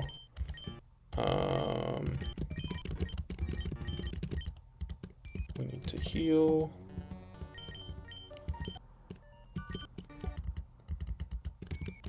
Just barely gonna have enough. And then for this one, it's Talonflame, Horse, and Empoleon and Conkeldurr. You get Black Belts, which is down here because we just used it. You get a Chesto Berry. You shouldn't need it, but it helps. You get a Rost Berry, and you are no item. The only thing that has to happen on this turn is I need to pay attention to Talonflame's HP, because he needs to be in baiting kill range from Arcanine. We should just be taking 2 Grassy Glides, but it's possible that that doesn't do it, so we might have to stall a turn. 52, 102. Actually, that always does it. 2 Grassy Glides always does it. So yeah, we just click Acro twice. I guess the risk here is if Acro crits, that would be awkward. What do we need to be above?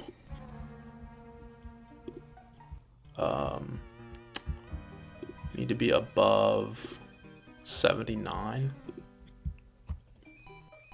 Maybe we like Willow turn 1 or something. Because if Acro crits, then it can Howl on the switch out, and we really wanted to not Howl on the switch out. We could have pre-damaged, but I didn't feel like dealing with that.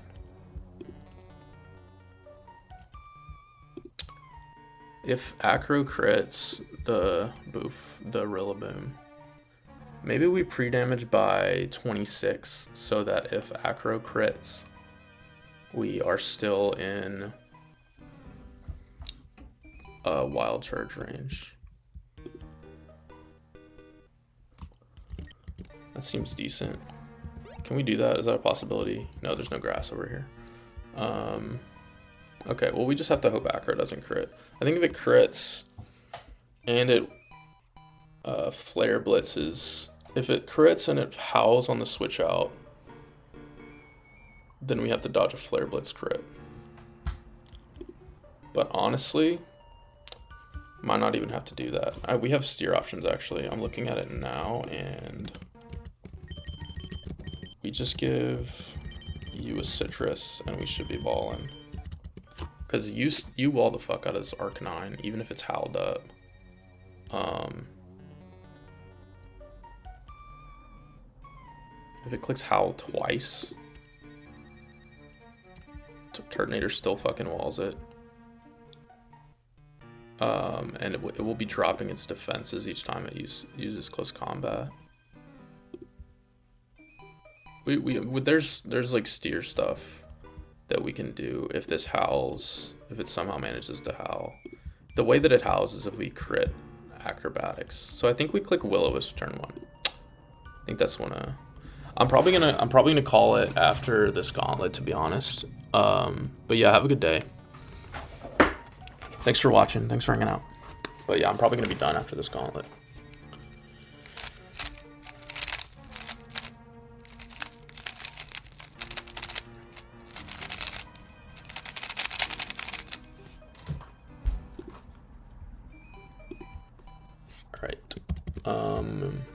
Other than that, I think we do want to heal Conk.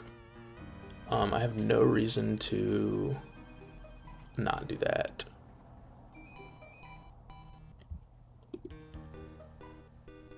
Yeah, because we take unnecessary residual chip.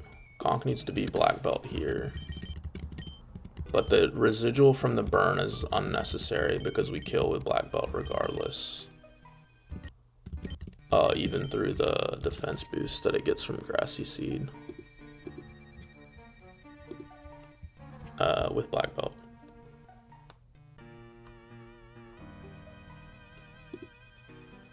Is there a world where I like go citrus or something? We should be switching in. Fuck, this guy can nasty plot, huh?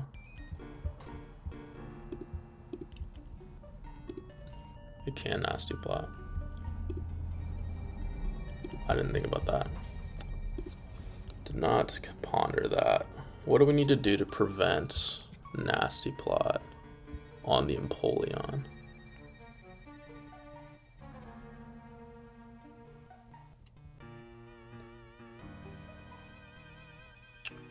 I think because it can nasty plot, we definitely need to go citrus.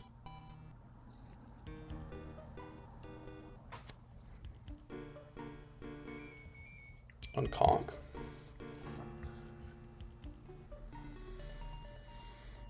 And just hit the range and go into Empoleon and Aqua Jet. At +1 defense, the range, the lowest we can do is 86. I mean, if it nasty plots on the switch out, we're definitely Giga dead to crit.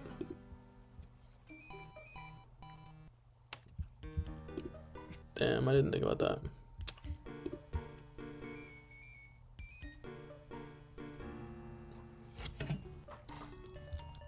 Didn't think about that at all. This would have been safer with him on top. Maybe.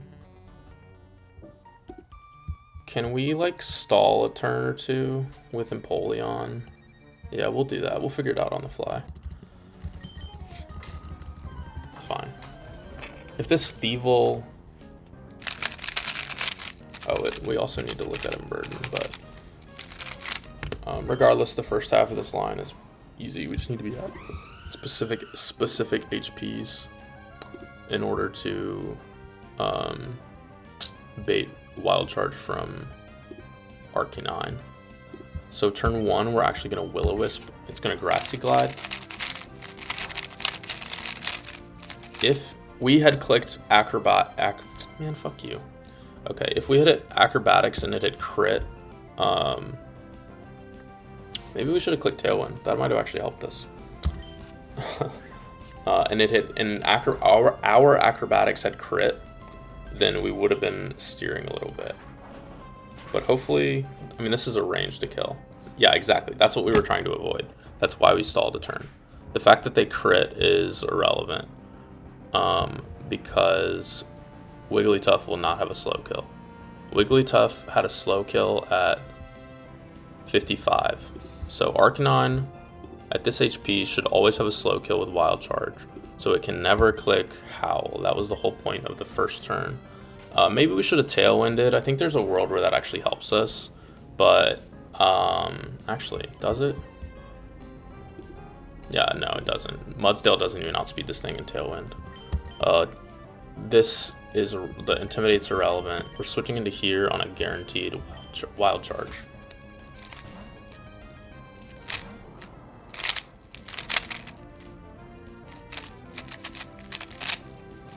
On this turn, it's clicking Flare Blitz. We are Rawsberry in case it burns.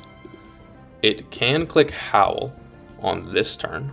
It actually can't. No, it can't because we have rolls. Rolls that kill. We are Rawsberry in case it burns. We don't want it to burn because we want to do this damage. This is a range. High Horsepower is a range on this Arcanine. If we don't hit the range, we go back into Talonflame and we fast kill. And we just finish him off with Acrobatics. That rearranges the line a little bit, but it's fine either way. We're never dead to crit here. We were dead to crit Flare Blitz after a Howl, so. Oh, I forgot about Tingling here. Does that help us? No, we're still slower. Sweet. Thank you, Mudsdale. Jolly Mudsdale, everyone. We did hit the range. Excellent. So because we hit the range, this is going to be Wigglytuff for a fast kill with Grass Knot. It cannot click Moonblast because we didn't get crit. It's actually, it can. It's less likely to click Moonblast, but it doesn't actually matter what it clicks on this turn. We need to figure out how to get Thievul to not click Nasty Plot on Empoleon. And I think that the way that we do that is by killing Wigglytuff with someone who has a kill on Thievul. Dude, Mach Punch would go so crazy. Oh, I'm not even leveled on horse? Holy shit. That's hilarious.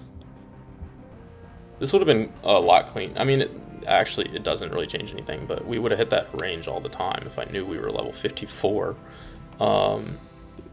But this has a kill on horse with Grass Knot all of the time. It's sometimes Moonblast. We want to be dead to something from Thievul from what item are we? Citrus? Chesto, right. We want to be dead to something from Thievul on Empoleon. It cannot boom on this turn because it has a kill. It can sing on this turn, which is unfortunate. No, it can't because it has a kill. We could get a little unlucky here if it sings twice. But what we're going to do here... Well, first of all, it can boom on this turn. We live boom. But if it booms... We live non-crit boom. It's very unlikely to boom. I don't know why the calc says 85% chance to self-destruct. Why is that?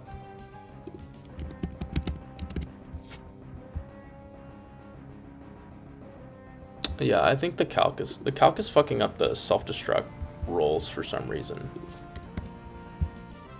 I don't think this is true. I don't think this is correct.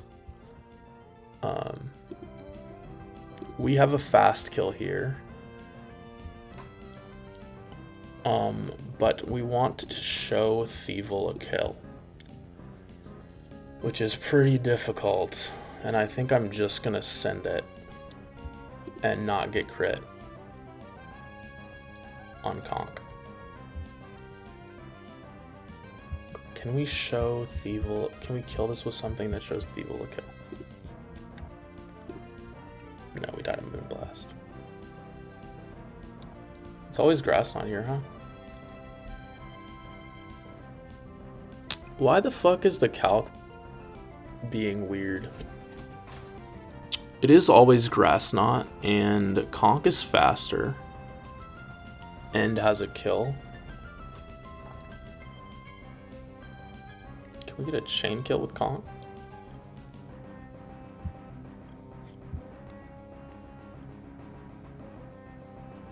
Does Conk kill? 85. It's at 90 right now. I took a life orb tick, right? Life orb is 1/10. It'll be at 80 next turn, and then we fast kill. It could sing on the switch out, which is a pretty solid reason to have kept burn on Conk. It can definitely sing on this turn. What the fuck do we do if the evil nasty plots, bro? Fuck that. Fuck that. Fuck all that planning shit. We're just gonna kill this fool. I don't want to get boomed on. I don't want to deal with this shit. The evil can nasty plot. We have a 2-shot with Empoleon, so fuck it. Nasty plot all you want, big dog. Fuck the Conkeldurr line. Fuck all that nonsense. Scald 2 shots.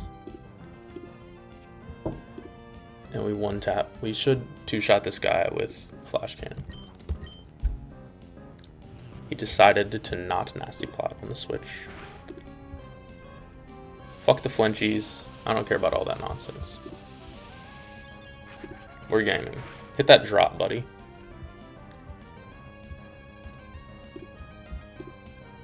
Okay, I guess it isn't a 2-shot with Grassy Terrain. Dark Pulse crit to 78. We're staying in. Yep.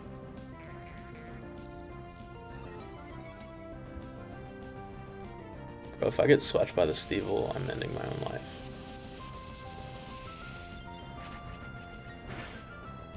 Thank you, buddy. Do we kill? They're +1. Aqua Jet does 10% at minimum. If we don't hit the Aqua Jet range, they are +2 special attack. Dark Pulse does 102. So you have to miss the range and get crit. This is definitely a range, and it actually probably won't hit it. But it is clicking Dark Pulse here. And I don't have anything else. Yeah, fuck it. Hit that range, buddy. Lock in. Nice. Yeah, totally riskless. I didn't plan for the fact that that could nasty plot. I definitely might have just brought someone else over Conk for that if I had known. Because if it nasty plots on the switch out, then Conk just dies, and that's not good. But we hit the ranges. I don't even know if that was a range. That looked like 10% to me, so I don't feel like using the ruler. I don't use the ruler like ever, so okay.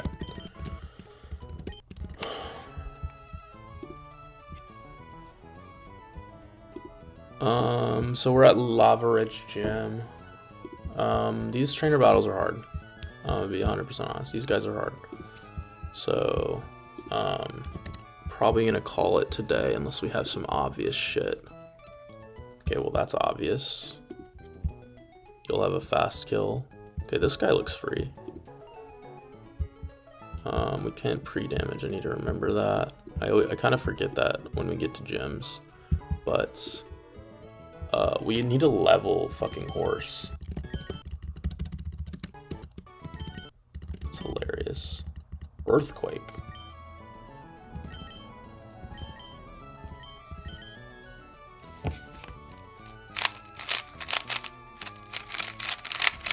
Could this guy be a kill slot for Bridge Rival with Earthquake?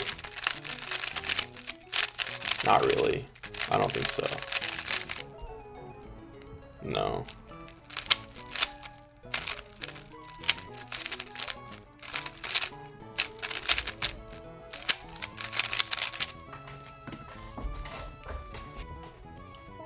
I think there's more. It's like such a marginal difference, man. Like, I don't think it matters. And surely there's like a use case for Bulldoze that I haven't been finding. It's probably marginal, but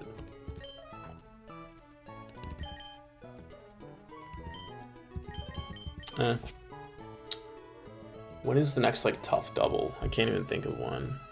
I mean, it's definitely just better, right?